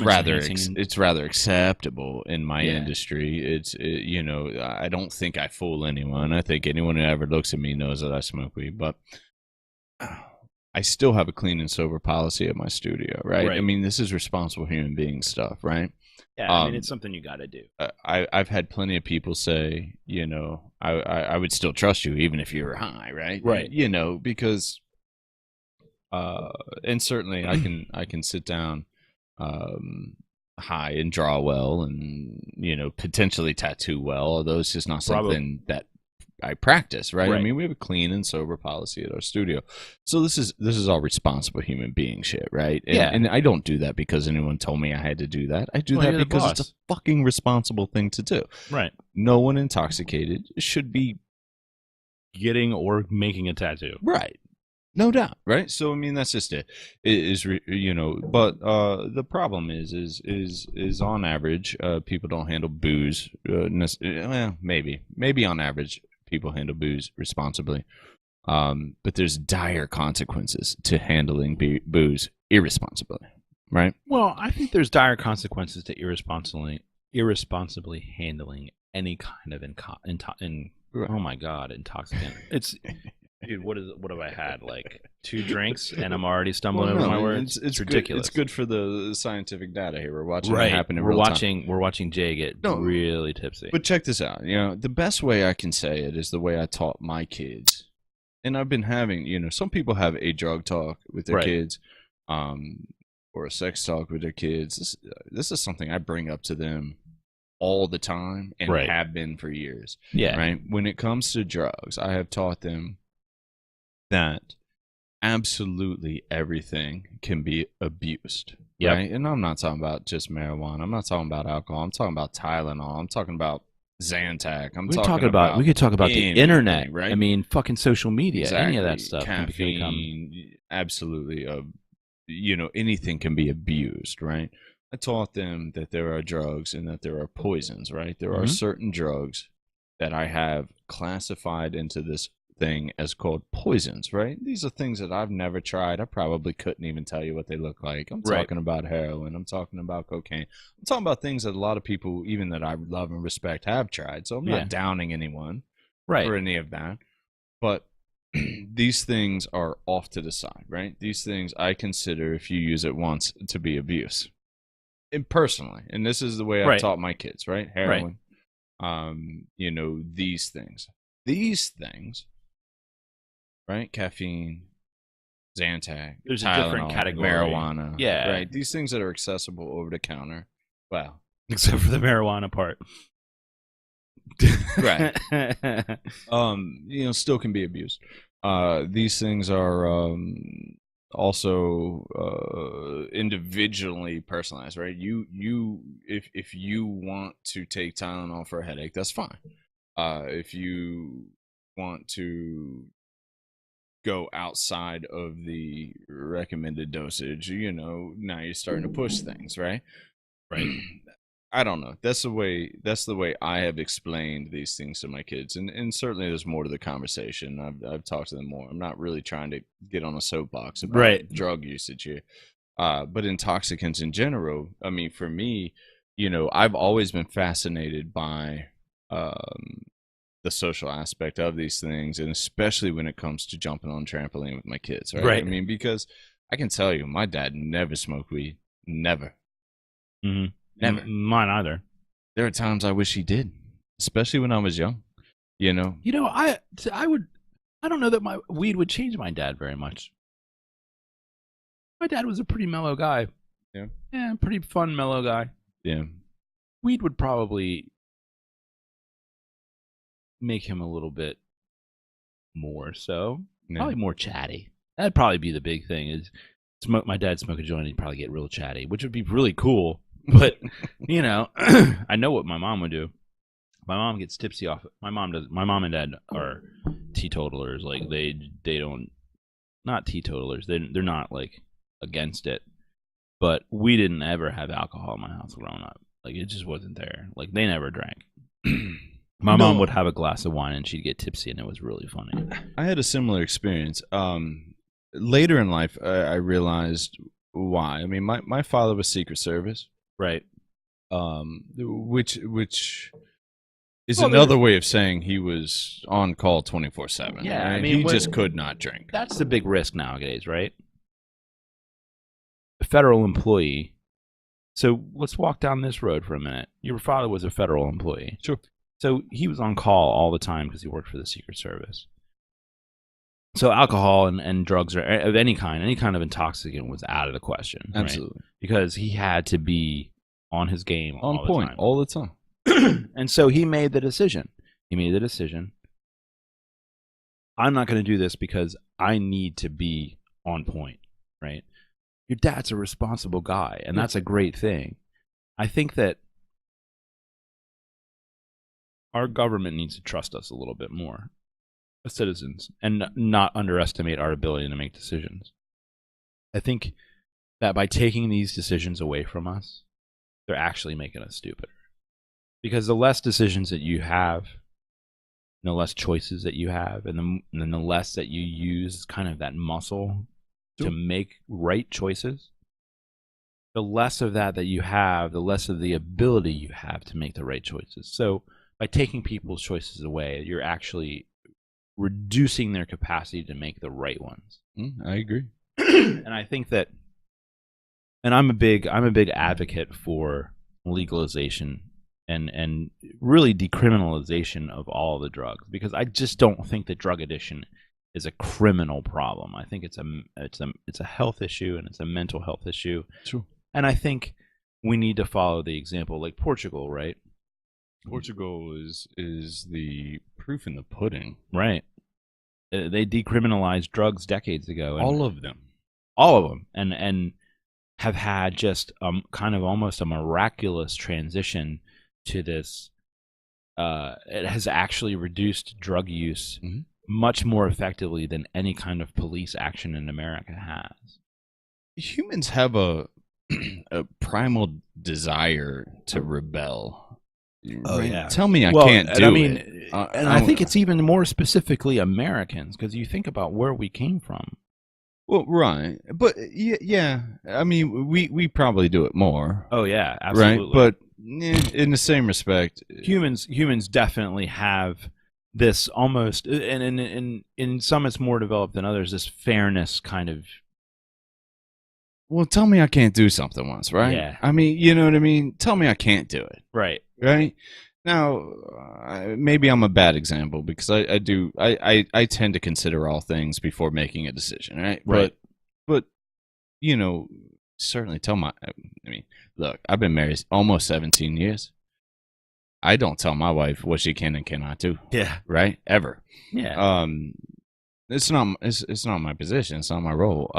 She's a very, very smart, responsible human being. But if I ever told her she couldn't do something, she'd do it 10 times and flick me the fuck off while she was doing it, right? Yeah. We Yeah. have this tendency to want to not be told What to what do. we can and can't do, and I think that's the fundamental reason why Portugal became a success, right?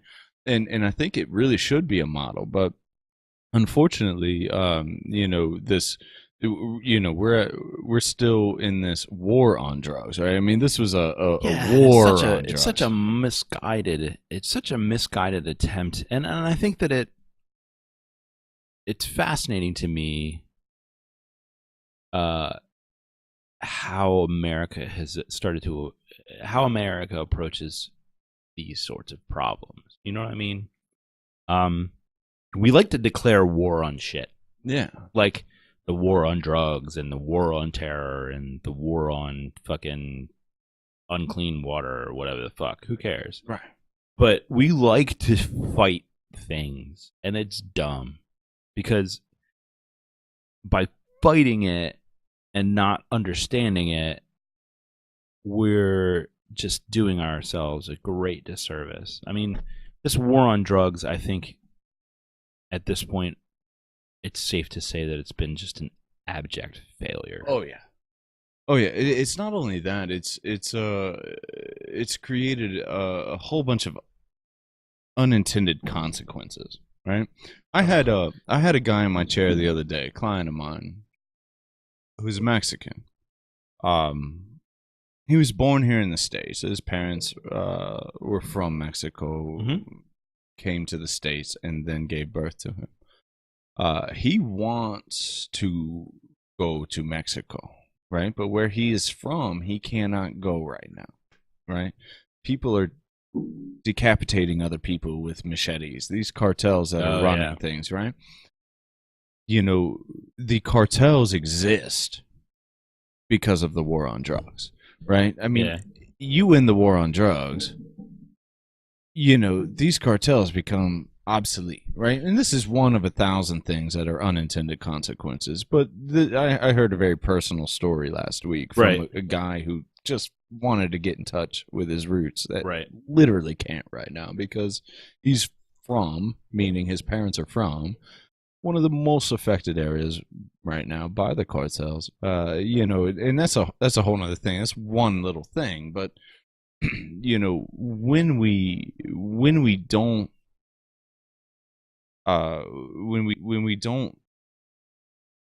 allow humans to deal with the issues, we just we throw them in jail, we make things illegal, which is another way of saying we create this massive black market that is run by really bad people. I don't know. It all seems like a joke to me. And what's sad about it is we have a lot of really smart people. We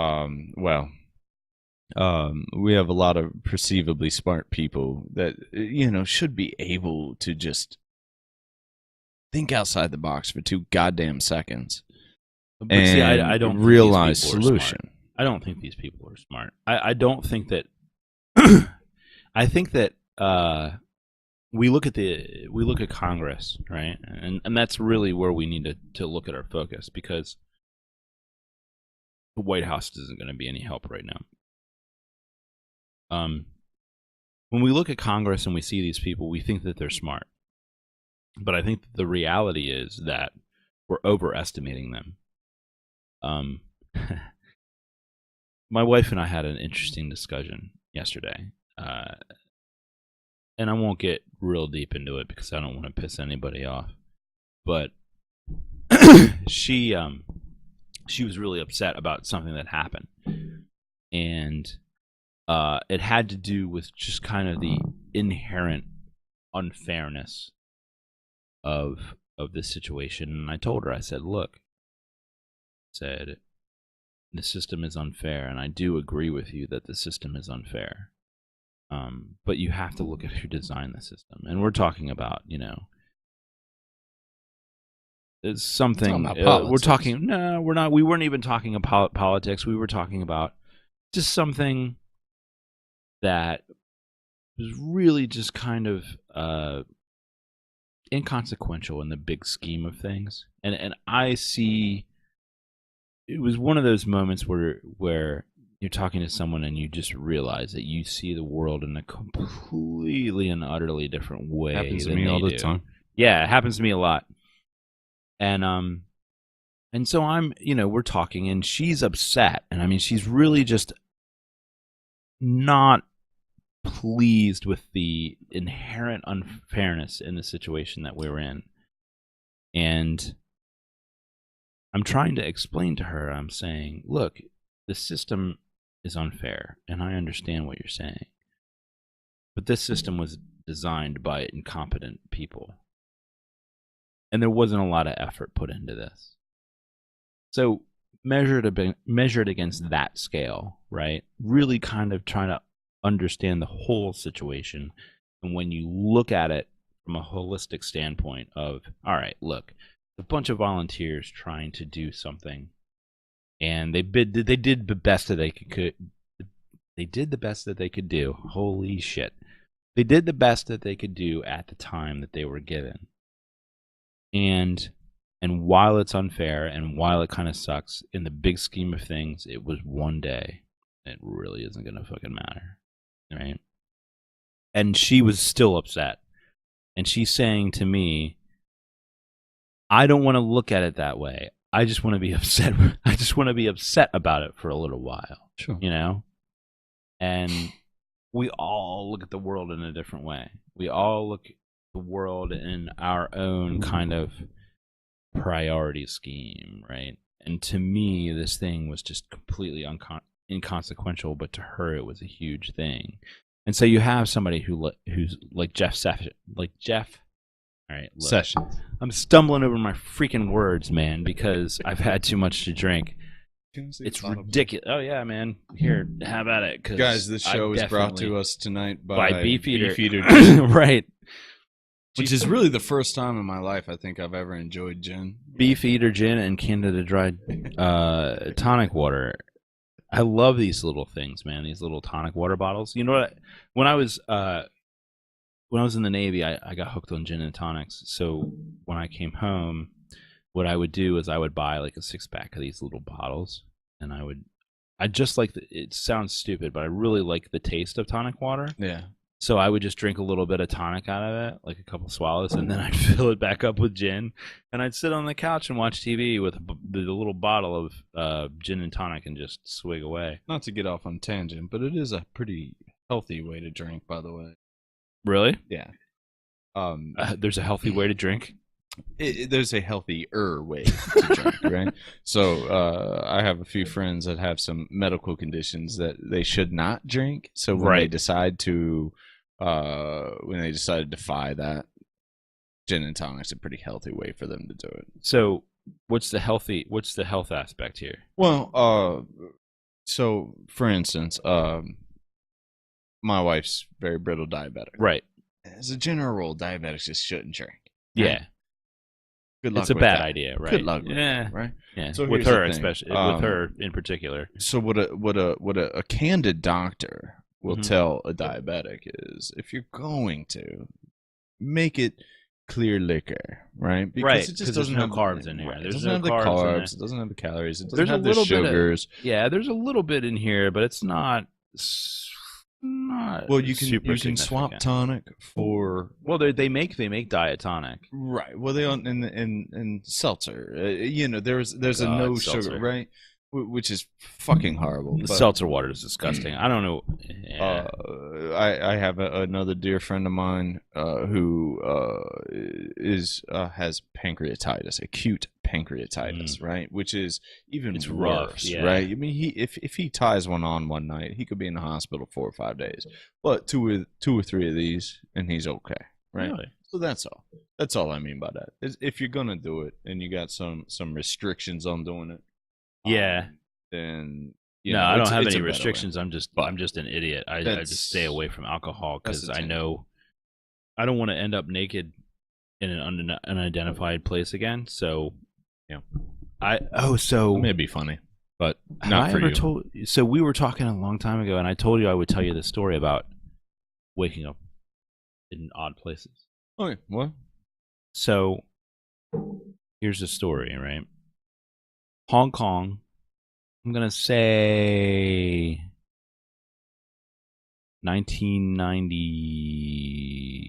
1997 ish. right. Um, my first time in Hong Kong. Pretty sure.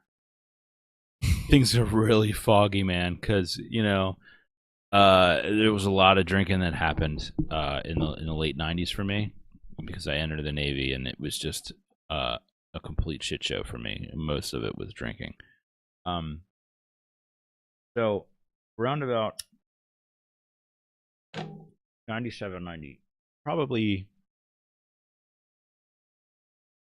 gonna say it was either Christmas of '96 or it was it had to be Christmas of '96. Right? Christmas of '96, we go to Hong Kong on the USS Blue Ridge. My first time in Hong Kong, and I loved it. It was fucking amazing. It's Hong Kong. I don't know if it's changed because obviously I haven't been there in a couple decades, but I loved Hong Kong to death. It was one of my. It ended up being one of my favorite places to be. I ended up making friends there and having a girlfriend that I used to call on when I got to Hong Kong, and she was awesome. And first night in Hong Kong, I get pretty shit faced. So we used to run probably 4 or 5 guys, maybe 6 in a group, and we'd go from place to place, get shit faced. It was late in the night, and I was in a club. I believe it had something it was like Johnny Bananas, and it was off limits. We weren't supposed to go there. And we were in the club and we were drinking, and there was a bunch of Filipino girls in there. And so, and I don't even remember which one of my friends that pulled me into the corner, and a bunch of girls sitting at a table with a bunch of my friends. And I had just walked in the club, and I'm like already a lot liquored up. Roll in, and we're having a good time, and we're drinking, and I'm hitting the liquor real hard, and I've gotten to the place where I'm really just on the edge of something bad happening, right? Like I get to this point, like where I'm at right now is where I like to be. I'm a little bit tipsy. If I drank 2 or 3 or more of these, I'd be in a bad way. But where I'm at right now is real good. I was about 5 steps farther down the road than I am right now. I was right at that brink where one more drink was going to push me over the edge. So I wasn't seeing the world as it really was. I was like somewhere else. And so one of the guys, and I have no fucking idea who it was, grabbed me and was like, "Look, got a bunch of girls over here. Why don't you come talk to some of them?" So I was at the bar. I was like, "Yeah, all right." I come over and I wander over and he's like, "Hey, this is," and I don't remember her name. There's no fucking way that ever really entered into my brain somewhere. "This is blah blah blah," and he starts introducing me to all these girls, and he's like, "You know what? This girl, again, who the fuck knows? Who the fuck knows what her name was? She really thinks you're cute, man. You should definitely talk to her." And so I look over, and what I see and what's really there are probably very different.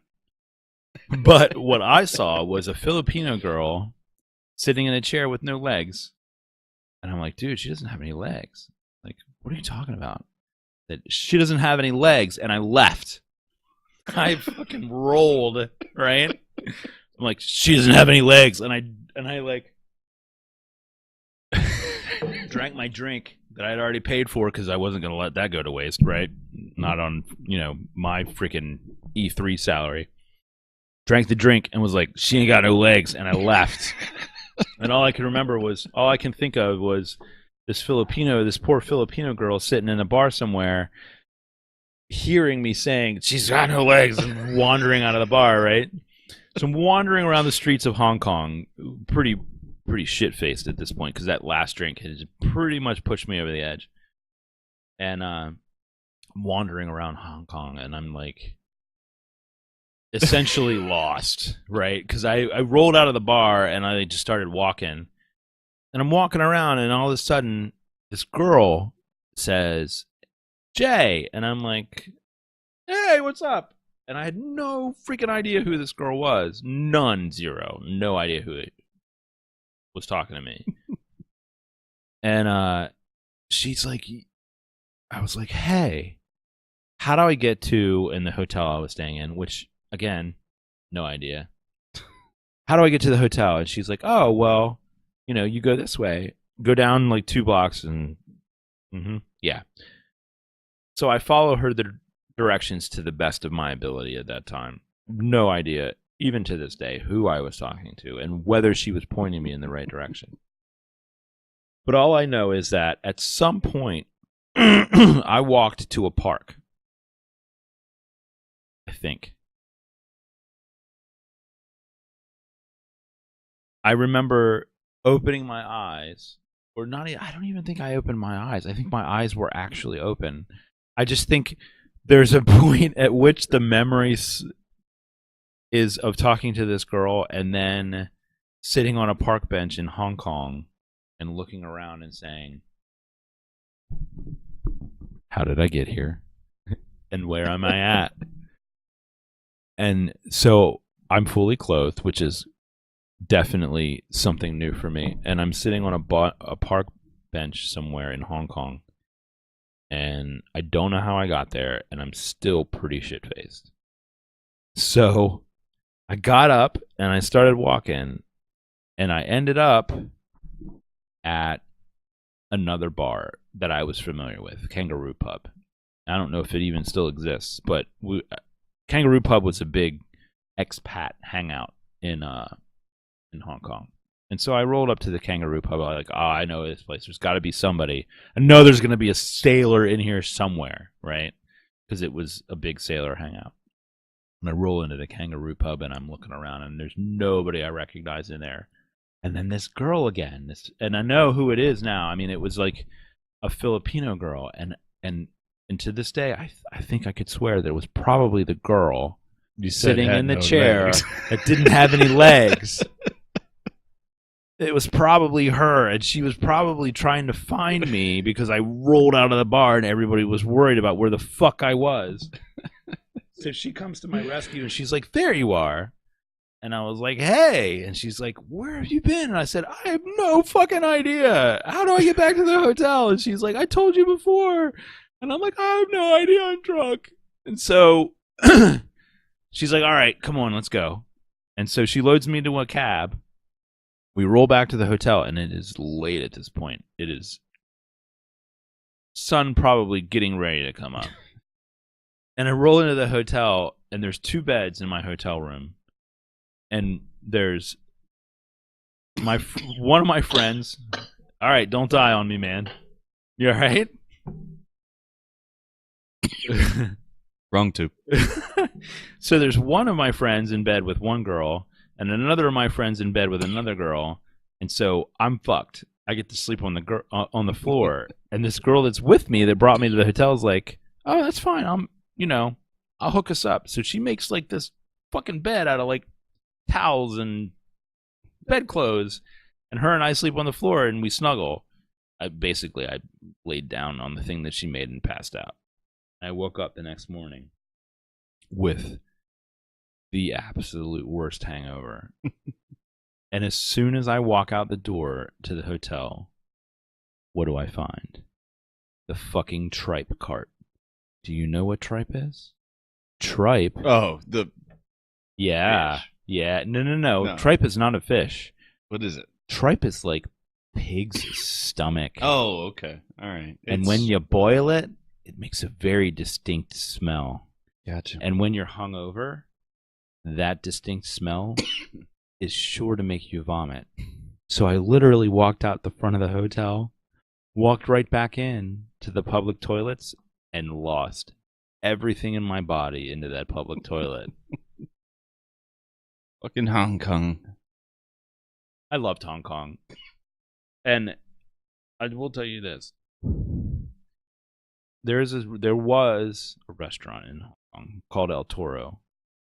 And if Najim is out there anywhere and he happens to fucking see this, I love you, man. Maybe he's one of our 15 subscribers. Who the fuck knows? It was a tapas restaurant, and that's where I learned what tapas was. And it was fucking delicious. It was a great place. Yeah, there's a tapas place in Frederick called Isabella's. Lisa been trying to get me to for a long time. It's a great place to eat. Yeah. Like, it's one of my favorite ways to eat, you know, where they just kind of bring you a little bit of I everything. oftentimes go to a restaurant and just want to get like 8 things off the appetizer menu Right. and not even look at the entrees. I guess it makes sense. Jennifer and I have started to do that. Go to a restaurant and we'll order like one appetizer and one entree, and we'll split it. It's a perfect amount of food because Americans eat too goddamn fucking much. And that's cultural for sure. Well, listen, do you want to pause so I can urinate, or do you want to quit for the night? Because it's going to happen in the next 5 minutes, Well, whether I get up from this chair or not.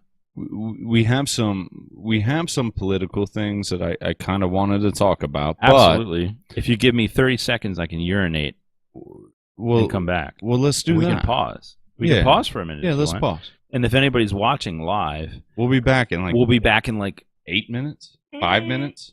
45 seconds because it's gonna. I said he should get a bucket under the table. And Dude, I'll just go get a bottle and piss in a bottle real quick if you want. Let's pause. We'll be back in 2 minutes.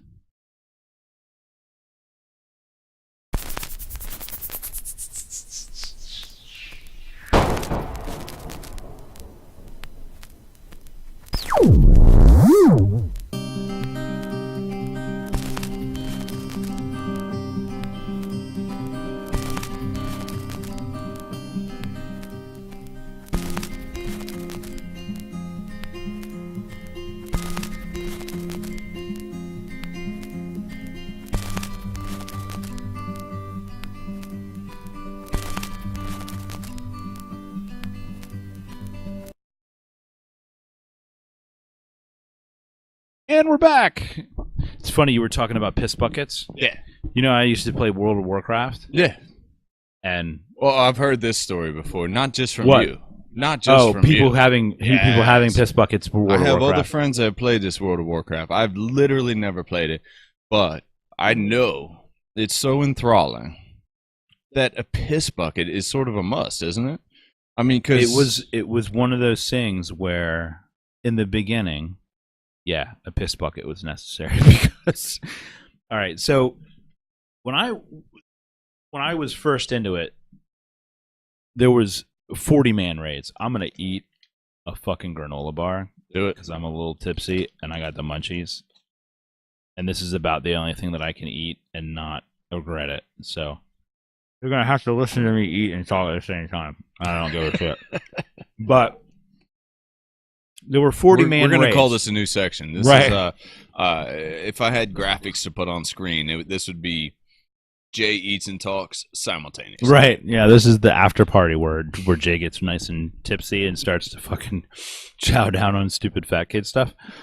But there was Crack me up. World of Warcraft, right? In the beginning, there were 40-man raids. So you basically had to collect 40 people to go kill whatever the fuck you were going to kill that week, right? And these things would, and the first thing that they had would last for hours. Like Molten Core, right? Which is this first raid that World of Warcraft had. It means nothing to anyone but World of Warcraft players, right? Molten Core, and there's not many players nowadays who would really understand what fucking nonsense this fucking was. Because you'd go in there with 40 people. So you have 40 people online together, all together, and you're trying to coordinate 40 people to essentially execute this plan. And inevitably, somebody would fuck up. So you're going to do more than one attempt. And so these fights take like 10, 15 minutes, and you have to kill all these little monsters between you and like the boss fights. So like, one of these things would you take up 2 nights, like of probably in all 6 hours to kill what you needed to kill and get through this massive raid. And you've got 40 people who are sitting there online, like hitting buttons, trying to like fucking do this shit, right? And so it was really in some. I know you though. You probably weren't fucking up a lot. You were probably frustrated. You were probably trying to I get was some shit done. Right? I was a fuck up. Oh yeah. Oh yeah. There were World times. of Warcraft fuck up. Oh yeah. Yeah. I was because my ADD was really fucking bad back then. Like I didn't have the tools and the awareness to manage it as well as I do now. So you would sit in there for hours, and so to not, you're in the middle of this battle where you have to keep concentration, and you've got to piss really bad because you've basically been sitting in the chair for the last. Thank you, Gatorade, for right. making the wide mouth bottles. Right. Yeah, I mean, a bottle like this with the nice big mouth is almost a necessity down, in the computer basement, right? With dude, there was a term, and I believe that it arose even before World of Warcraft, but arose more in the EVE Online segment of a shit soccer. Do you? I don't even know that I want to know, but tell me anyway. Literally shitting in a sock. It was a term, and honestly, I don't know whether that actually happened. People shitting in a sock. It sounds like it probably happened. The term was to differentiate people who would sit. So if you were a shit soccer, you were into it. You were sitting there in front of that super fucking committed shit. to whatever the fuck you was playing. Because I mean, you got to be super committed to anything to shit in a sock. Dude, shitting in a sock requires a level of commitment that I just don't know that I'm prepared to. I can imagine it also requires practice. Practice and precision. It sounds like a fucking mess to me, but whatever. I don't know what sock they're shitting in, but I don't know that I could fit my shit in any of the socks that I own. Yeah, but I guess it makes sense if you could fit it in there, because then you also kind of got a wiping mechanism. Did I tell you about my son? Where's this show going? It's going down the toilet. It's soon, really fast, because I'm going to tell you this disgusting This story. is the geopolitical stuff I was talking about. Is it really? Yeah. Awesome. This is where we were headed. My son came up to me the other day. Did I tell you this story? I don't know whether I told you this story. My son and I are a lot alike. Jonas, my oldest son, and I are a lot alike. My family has just this weird, twisted sense of humor. And somehow he knew the exact thing to say to me to cheer me up the other day. He walks in the room, and I'm sitting there, and I'm typing, I'm writing, because I've been working on fixing some parts of a story that I'm working on. And he's like, "Dad, you're never gonna believe what happened to me just now." And I really didn't have an idea of where he was right before then, so I really had no idea what was coming. And with him, you never can tell. So I was like, "All right, man, what happened?" I pooped. Like, well, congratulations. Exactly, good for you. He's like, "No, straight banana, just like a banana, but straight." It's like it was thick, and it was almost yellow. Straight banana. I lost I was just sitting there, and I couldn't believe that he just came in and just literally gave me a blow by blow on what his shit looked like. So we've been playing this game back and forth lately, and I told him the other day it was brown snake. We were going to the football game, and I came out of the bathroom, and I was like, "Dude, brown snake." It was even wide at the end. It was like a little head on it. It was coiled in the bottom of the toilet. Oh. This show is sponsored by Beefeater. Right. I mean, not officially.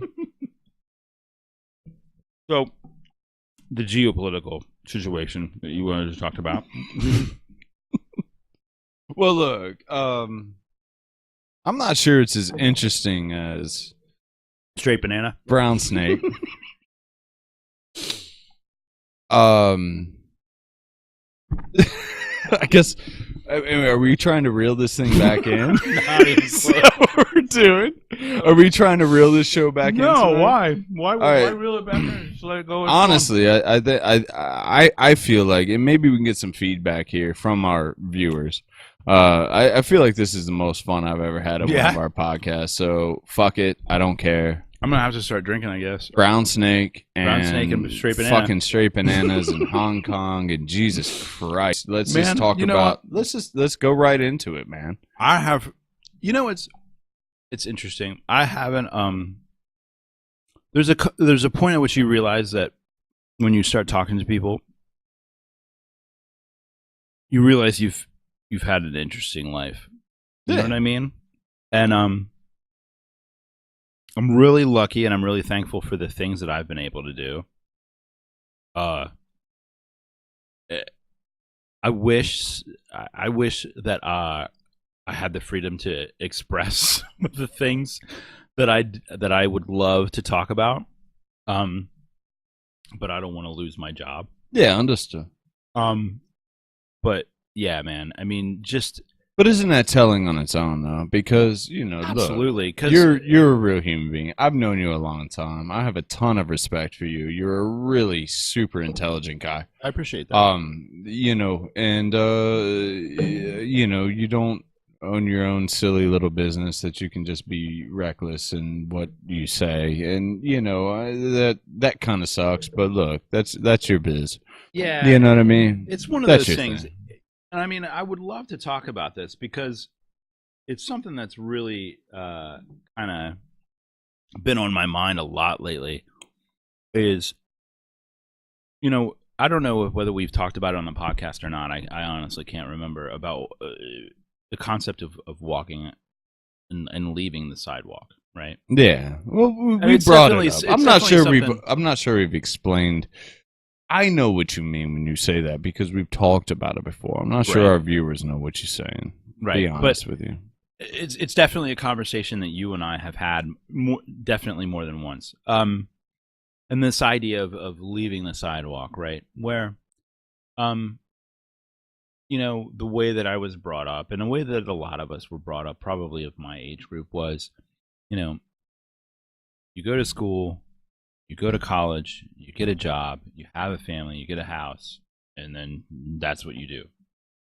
And so really the alternatives to that in my household were not discussed. And you talked about it, you have a lot of respect for me, but I have a lot of respect for you too, because you walk a path that you are your own boss and you are beholden to yourself. And you go into the studio every day and I got to put my nose to the grindstone in order to fucking feed my family. And so this is what I do, right? So on one hand, there's a lot of bravery in that, where you don't have kind of that backup where I can walk into work one day and not feel good and be like, look, I'm going to take the day off and I'm going to take a sick day and I'm still going to get paid. If I get the flu and I'm out for a week, the only thing I lose is sick days. You lose a chunk of money, So there's definitely some courage in being out there on your own and taking it upon yourself to say, this is how I'm going to do it. I'm going to forge my own path. I didn't go that route. I just didn't have anything at the time that I was entering into what would be a serious career. The only skills I had were IT, So I went down that road. That was where I had to go for myself because it's what I had. I had to use what I had, and so that path in and of itself, that path doesn't lead you down to autonomy unless you really seek it out. And I tried to in the beginning, and it just didn't work out. But where I'm at right now, there is always that concern, right? Of, is what I push on social media is that going to have an impact on my financial security? Is there going to be backlash? There's always going to be backlash, but is that backlash going to destroy my life? There are people who have inadvertently destroyed their fucking career by a misplaced statement on Twitter.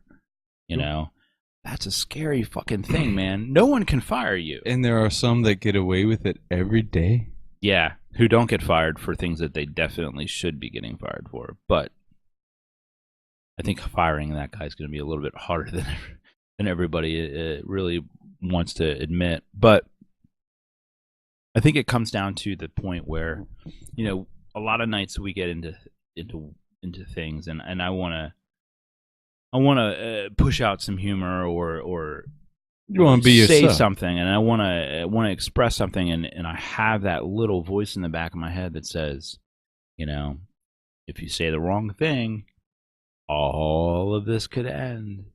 Yeah. And I mean that exists for everybody. Oh no, nowadays. And it's pressure, and it's pressure that's put on you. But it's also, I'm gonna steal one of these. It's also the same pressure I put on myself, right? Because you and I still aren't that different, right? Because we're to some degree, we make decisions every day about what comes out of our mouth, what comes out of our fingers when we type on a keyboard or on a phone. You're accountable for your words, and that is something that seems to be dying out and seems to be quite acceptable. Just fucking type whatever the fuck you want, and it's okay. But you're not there yet. Well, and I'm not there yet. Well, I think that there needs to be definitely some degree of accountability. Expressing some sentiments out in public, it's not acceptable. You know what I mean? Like, racism is not acceptable on any level. Mm-mm. It just isn't. Mm-mm. No, it's actually rather shameful. It's shameful because right. It's retarded and it's stupid and it's a throwback you're to not at all. No. But no. I hear what you're saying, right? We're talking about really red what lines, I'm coming right? back to, and it's not really where I'm getting at, because I think racism is just an antiquated idea, but I guess what I'm trying to get at is that a statement that could be viewed as innocuous by everyone could be viewed as detrimental by an employer, right? And I'm not even saying my employer, but I'm just saying an employer in general. Right. I mean, say for instance, I worked for Acme Corp, and I make a stupid joke about being drunk and falling down the steps, and they're like, well, you were drunk and falling down the steps. I mean, that's not really acceptable behavior. Sure. For an employee who's representing Acme Corp, we're gonna have to reprimand you for that, or maybe whatever. Sure. Right. We've to everyone seen else this it's play a funny, out recently. Yeah, I mean, to anybody else it's a stupid asinine thing that you did in your own house, but to your employer it's a representation of them, and so they look at you as someone who's detrimental to them. And I think where I'm at right now, I have to walk a very thin line, because I mean, things that I say, like you talk about marijuana, Pennsylvania is a medical marijuana state. It doesn't matter for certain people. Sure. Right?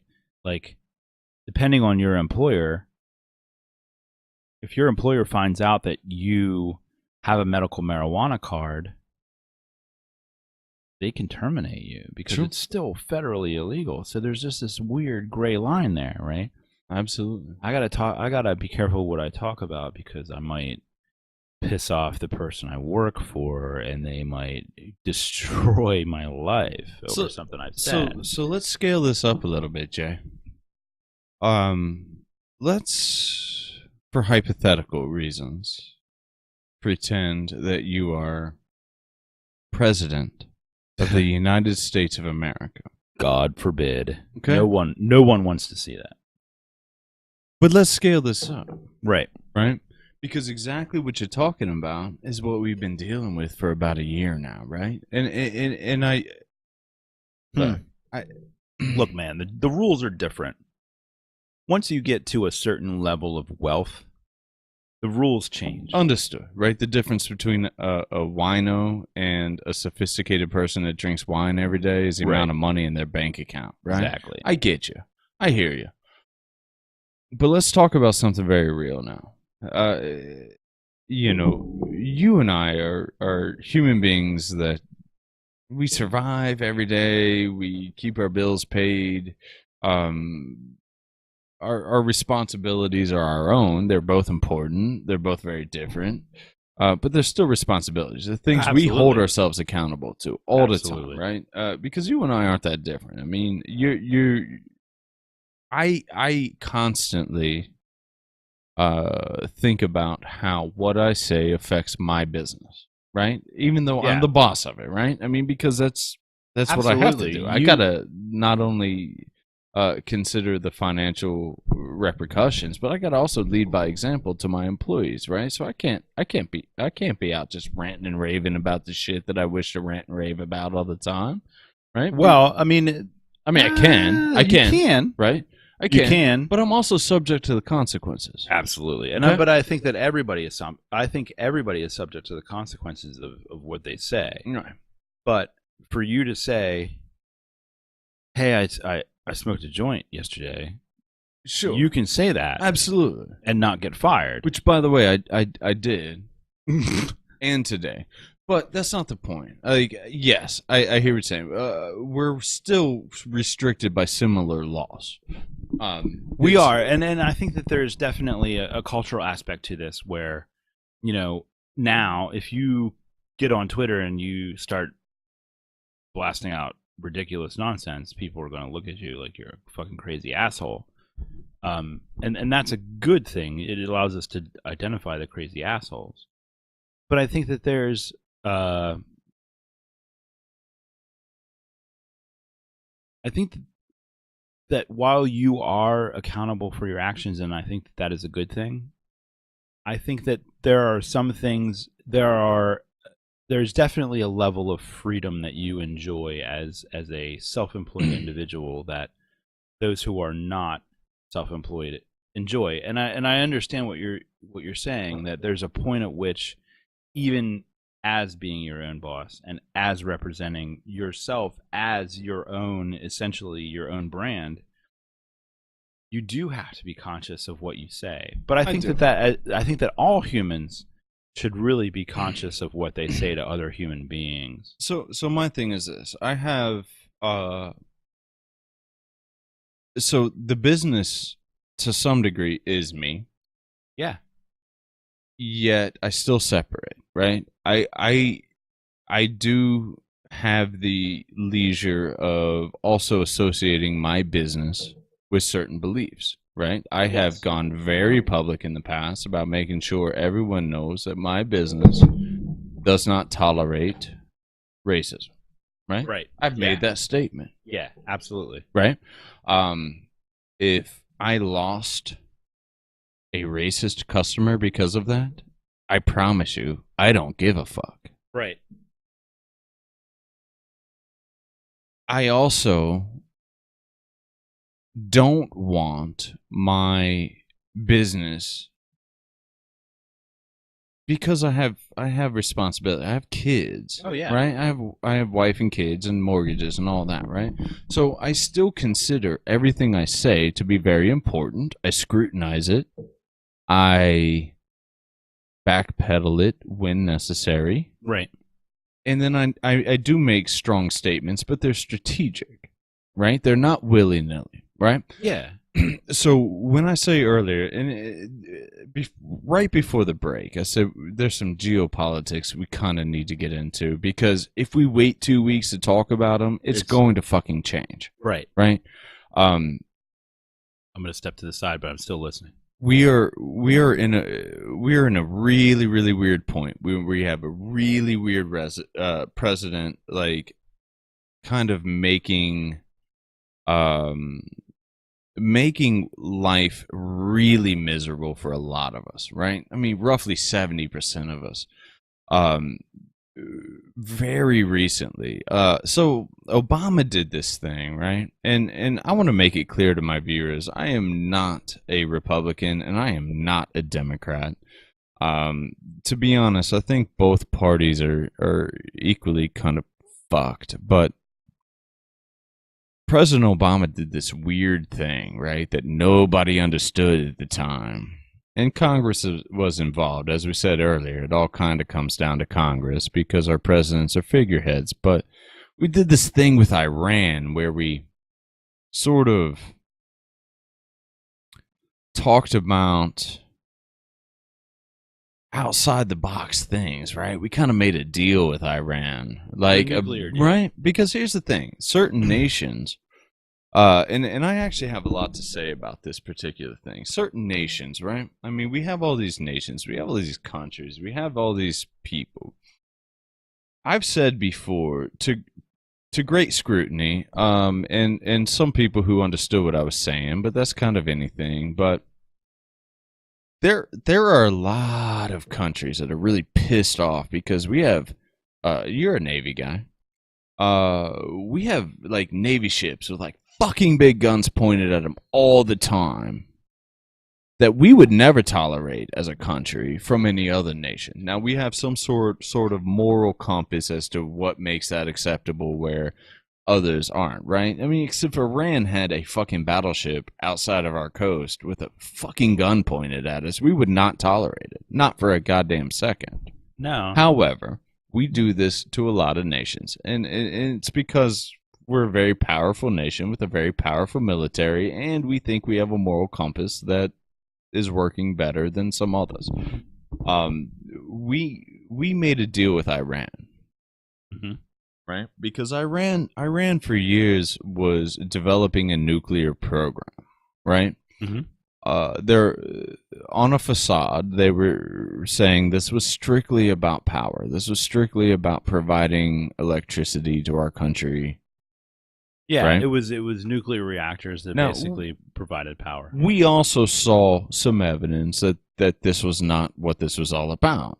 We understand, I understand why smaller nations want to become nuclear powers when it comes to a military standpoint, right? Because, if everybody got the same size gun, then things become a little bit of a level playing field to some degree. I mean, it's Right. not quite that simple, but there's that aspect of mutually assured destruction there, where it's a deterrent. If you look at Kim Jong Un, I mean, the whole thing, and his father, becoming a nuclear power militarily, right? This was giving them legitimacy. I mean, this was an important thing for them to become a player on the world market. So we're not.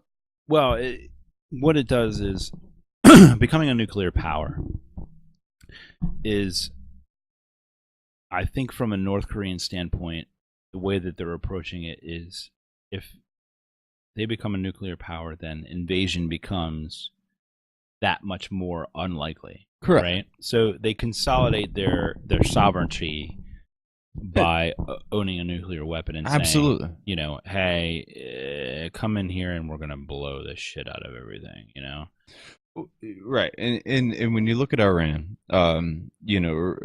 checkered past with Iran, Who, Um, us or them? Like, all of it, right? I mean, the relationship, right? So this is a yeah, it's country not that's great. this It's this is a definitely not country great. that's uh, been accused and sort of known to support some sort of fringe terroristic stuff that may be more than that, right? So And it even goes I'm back talking farther about than that. the Like, controversy. Well, we well, go I back mean, to Reagan, Hamas and, all the things in Iran there. Contra. I Yeah, mean, look, this is a checkered past. absolutely. Um, that original deal with Iran was outside the box thinking. Well, it I've was a step heard in the direction of diplomacy rather than using military force. right, and I've heard some controversial theories from some really smart people outside of politics about even North Korea right now. Right, North Korea has developed a nuclear military program, right, Hmm. which leaves us with two options: let them have it and be regulated, or go to war. They're not going to give it up.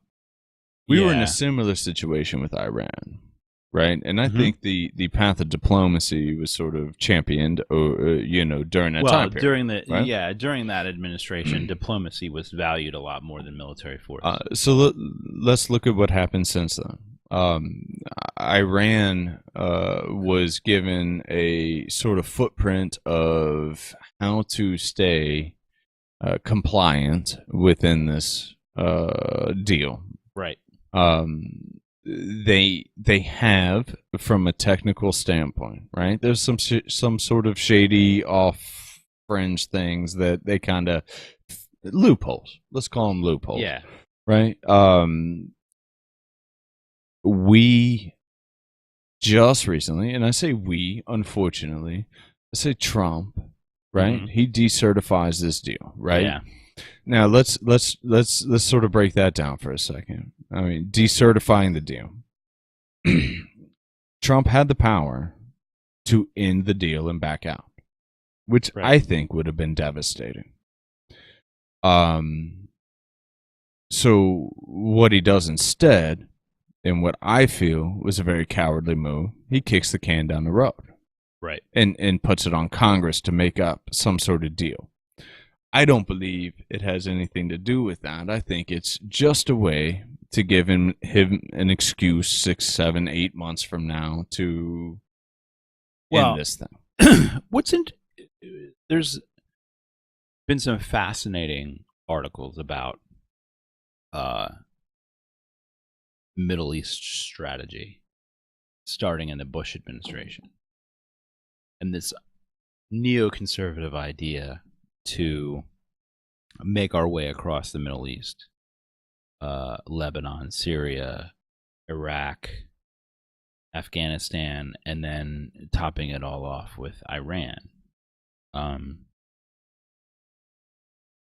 the thing that sticks out in my brain about the article I read was, wait, we're invading Iraq?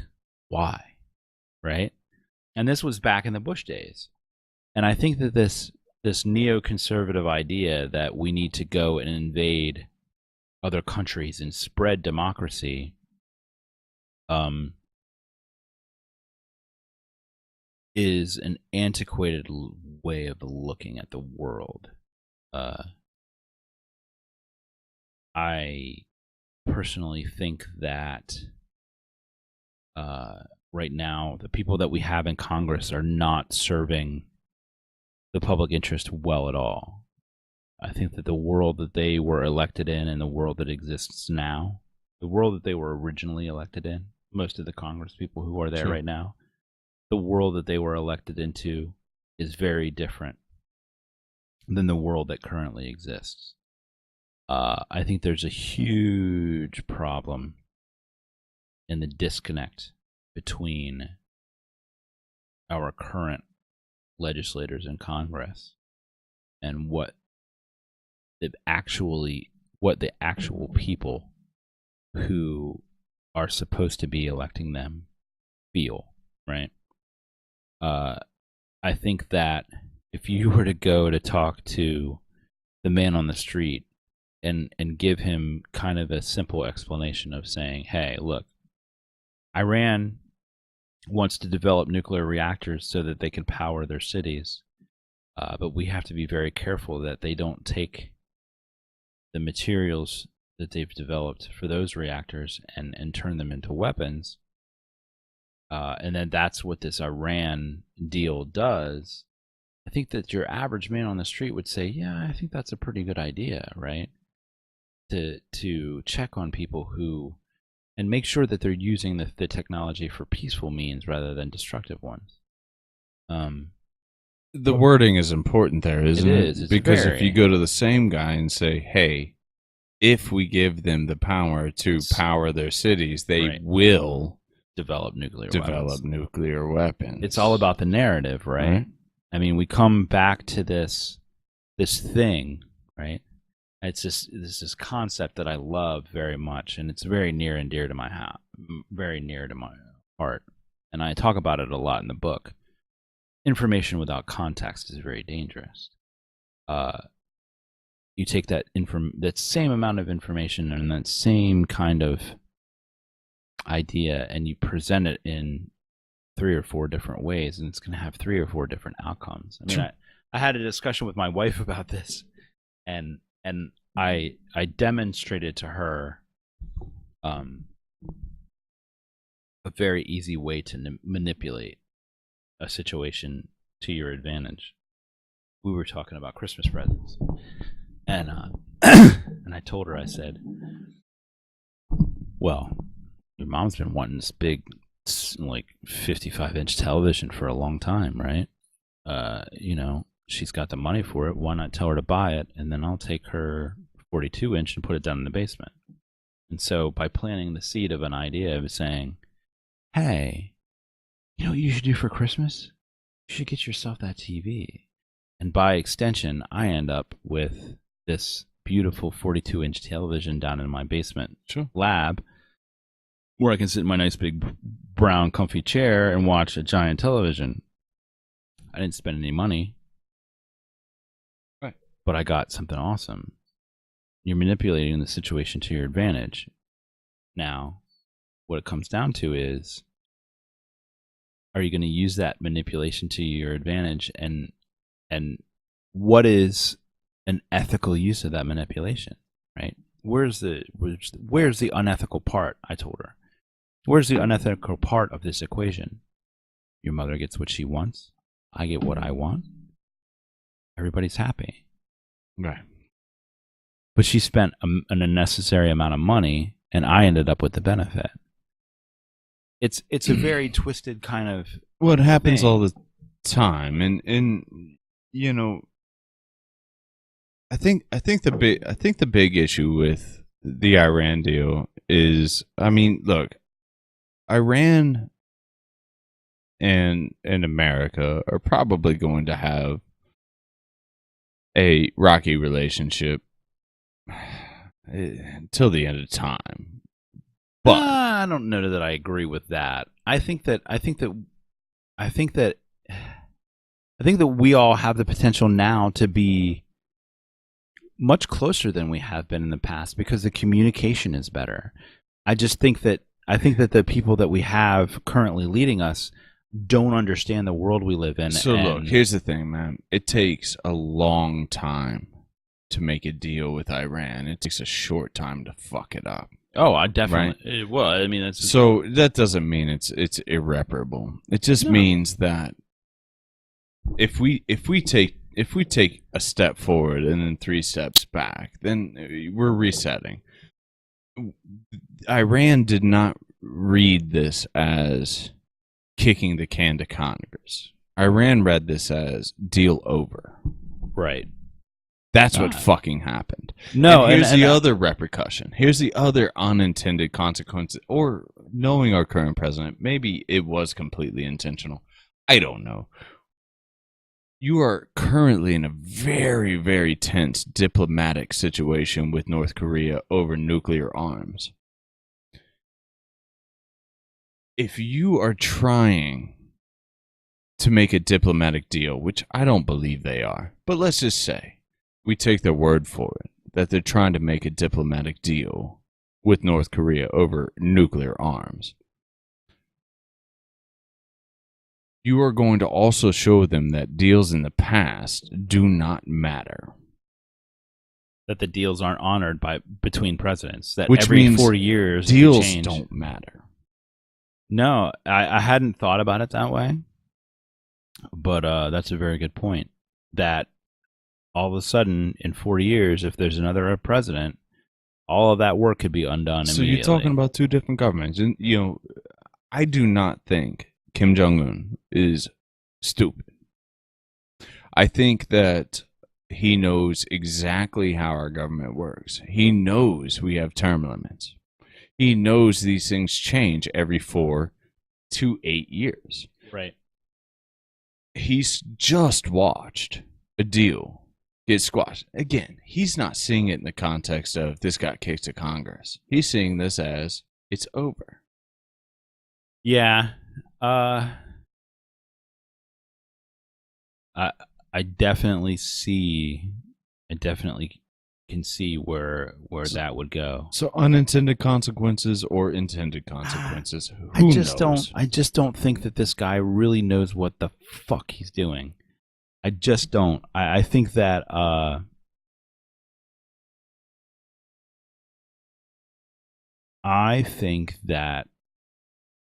there was this naive perception that if I can run a multinational corporation, I can run a government. Sure. And the rules are inherently different. And I just don't know that anyone who hasn't lived in that world, and this sucks, it's horrible, because I hate the fact that there is such a thing as a career politician. It doesn't sit well with me at all, but I think that there has to be a certain amount of experience there in government to be a part of it. And that sucks. I've said this a bunch of times, man. I think if you make it to the level in which you are considered for the office of presidency, you are typically standing on the backs of everyone you've stabbed to get up there. I mean, I don't think there's a ton of difference. I really don't. That doesn't mean we haven't had great presidents. It doesn't mean we haven't had bad presidents, right? But I'm pretty sure most of them stand on the backs of some bodies, right, that they stabbed. I mean, absolutely. That's you don't get that far without fucking pissing somebody off. So that's it.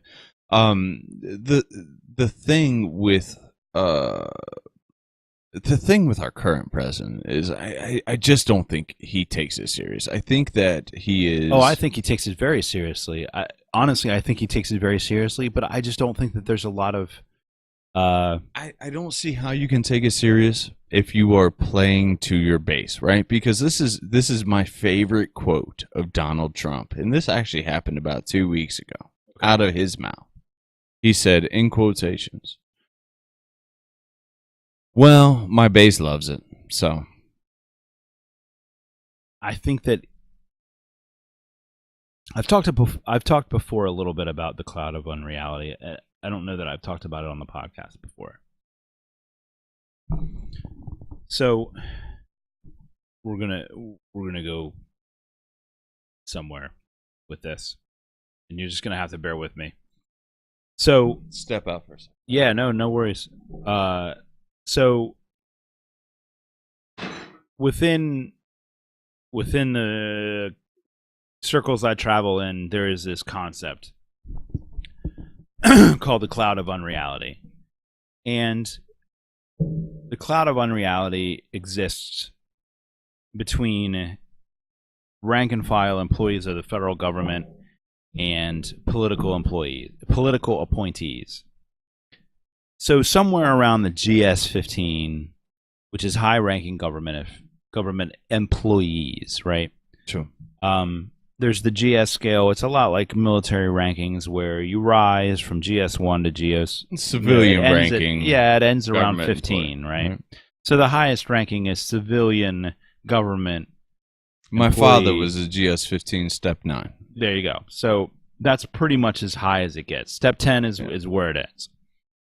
After that, you end up in political appointee status, and that's around that. Those are the borders of the cloud of unreality, right? And the cloud of unreality exists in a place where you're literally putting out fires, and that is your job, is to put out fires. You don't think past the next fucking crisis. Or you live in this place where you're not really in touch with the rank and file that are carrying out kind of your edicts, so to speak. These people live in a different place than definitely than you and I live in. So when you get to a certain level of wealth or a certain level of government, you end up in this place where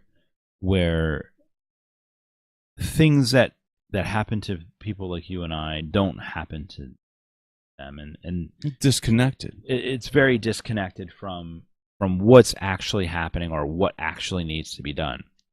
And so Congress exists firmly within this cloud of unreality. There's very little real concerns that enter into these people's lives. And so living in that world, your perspective is off. You think you're doing things that may be beneficial when in reality you never experience the unintended consequences of the actions that you've put forth. True. So the decisions you make have very little impact on your own life, and therefore are influenced by that lack of impact. The people who live in this place make decisions that impact a great many people, and the unintended consequences don't even enter into their mind because it's not something they ever really have to deal with. Or you're postponing the fire that you will eventually have to put out, but Or you're your not going to pre- or think your- about the next fire. Well, your successor Right? that we'll have to put out, right? I mean, very recently, I learned a little bit about Singapore. Singapore is not a place I was very familiar with. Yeah. I like Singapore. I've been there. I was there decades ago. It was nice. The thing about Singapore that I watched, it was a documentary. It was through the eyes of an American, right? And the whole context of Singapore was interesting to an American, right? Because a couple hundred years ago, we came here and we sort of started this new thing of freedom of religion, kinda. I mean, as long as it's our religion. Freedom of thought and freedom of speaking and freedom to own as many guns as you want to, and freedom and liberty and this, that, and the other. And it's everything our flag represents. The question is about whether we have a handle on that, because you go to Singapore. I've never been to Singapore. I'm going to make that clear. Right. What I've learned about Singapore is seemingly a really amazing place where everyone is just seemingly happy and in tune and it all works. It does not contain a freedom of press. It does not contain all of these liberties that we have. I'm not saying Singapore is better than America. I'm saying it's different. And when you go to Singapore, according to this documentary, which seemed very real, right? Right. Everyone there seems to be really content, really in tune, although in the back of their mind they realize these other things, like freedom of press isn't really there. Right. freedom of information. I mean, it's really sort of contained, and it's contained in a way that seems to be dialed into that community, Right. which is frankly beautiful, by the way. I mean, It's a nice place. skyline's I gorgeous. The economy is strong. I was there a long time ago, and it struck me as a very as a very interesting place, because you could definitely tell. Because when I got years and years ago, do you remember that guy that got caned? You remember hearing that in the news? Like this was I remember decades this ago, story. man. I remember the I don't story. know that anybody is really going to remember but me. The guy that got caned for painting graffiti on cars or whatever, no, don't give me another one of those, because I've already got a headache and that'll probably put me over the edge. But yeah, there's definitely an air. There's definitely an air there of you definitely should be aware of the rules, because the consequences of breaking the rules are very severe. And that was in the documentary, right? Right. These people do not exist happily without being aware of that. Yeah, I mean, there's definitely severe punishment is going to happen if you break the rules. And maybe this is an interesting way to potentially even end the podcast tonight. Yeah, But it's almost about humility, and it's almost about arrogance, right? Well, it's about 200 years ago, per se, we started this whole new thing. yeah. It was an experiment. It's the American experiment. It was also a reaction to it was really a polar opposite to what we had come from. America is, to a lot of people, the symbol of escape from oppression. Sure. And But it was born. That's what it was born as, the escape. But it was from oppression. born from oppressing those who were living here. I mean, this is really the most hypocritical part of this. Yeah, absolutely. We sought our own freedom by taking it from the natives that lived here, and we expanded on it in a way that is not completely fucking working the way we thought it would. But nothing ever works the way Right. that we thought it would. I mean, that's... However, we are too deep now to almost change, right? At all. I don't know that I agree that we're too deep to change. I think that if there are some things that the American experiment has taught us, it is that even with the most pure and idealistic of intention, without proper care and maintenance, all freedoms will erode.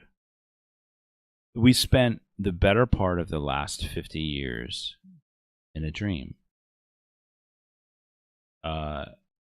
And it was the American dream, and it is over. It ended a couple years ago, maybe a decade ago. There's no real way to tell until we're a little bit more distant from it. But the reality has become that Americans and the citizens of America at some point stopped paying attention. And that loss of focus and that lack of attention to what was happening has resulted in a incompetent president and a deadlocked Congress who can't get anything accomplished. It baffles me how people can be angry at the current situation, because The reality of the situation, and the hard reality that no one wants to swallow, is that the generation preceding us paid no attention to its political discourse and paid no attention to the things that were happening behind the scenes.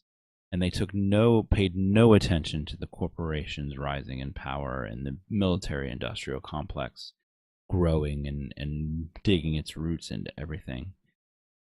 They paid no attention.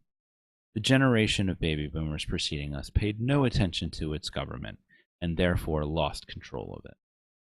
And now we are all reaping the benefit of that lack of attention and that lack of drive to make a true difference. You can elect the same people over and over again and expect them to do what you want them to do. Or you can take the power into your hands, the only powers that we have left, and vote against any incumbent that exists and make it so that the churn in Congress every 2 years makes it impossible for them to enslave us the way they have. Or you can just keep hitting that same button, that Republican straight party ticket, or that Democrat straight party ticket button, and you can keep enjoying the same shit that you've been experiencing for the last 30 years over and over again. Mm. And you have no one to blame but yourself if you keep hitting that same button with the same person and you keep seeing the same heads on TV telling you lies. And you keep spending your money at the same companies who do fucked up shit to make the products that you want. So you got a choice. You can either spend your dollars at Apple and let them enslave more people. You can spend your money at Samsung and let batteries explode. You can spend your money at Kmart or Walmart or wherever the fucking mart you want to spend it at and keep supporting that nastiness that goes on behind the scenes. Or you can make a difference and say, you know what, I'm not fucking buying Nike shoes because those kids don't deserve the life that Nike's putting in front of them. That's the only power you have. The power to vote and the power to spend money. And that's it. So you use those two things because that's all you have. You use your vote to get rid of the people who keep doing the same bullshit over and over again. And you use your dollar to spend it on local businesses, right, that support the families in your neighborhood instead of Walmart, where all that money goes to one person. You want to get farther into that, but one person who just doesn't give a shit about your $6 that's coming into their account, right? Honestly, man, it's about the smartest thing I've ever heard, and I think that's where it ends tonight. All right, man. Good night and good luck.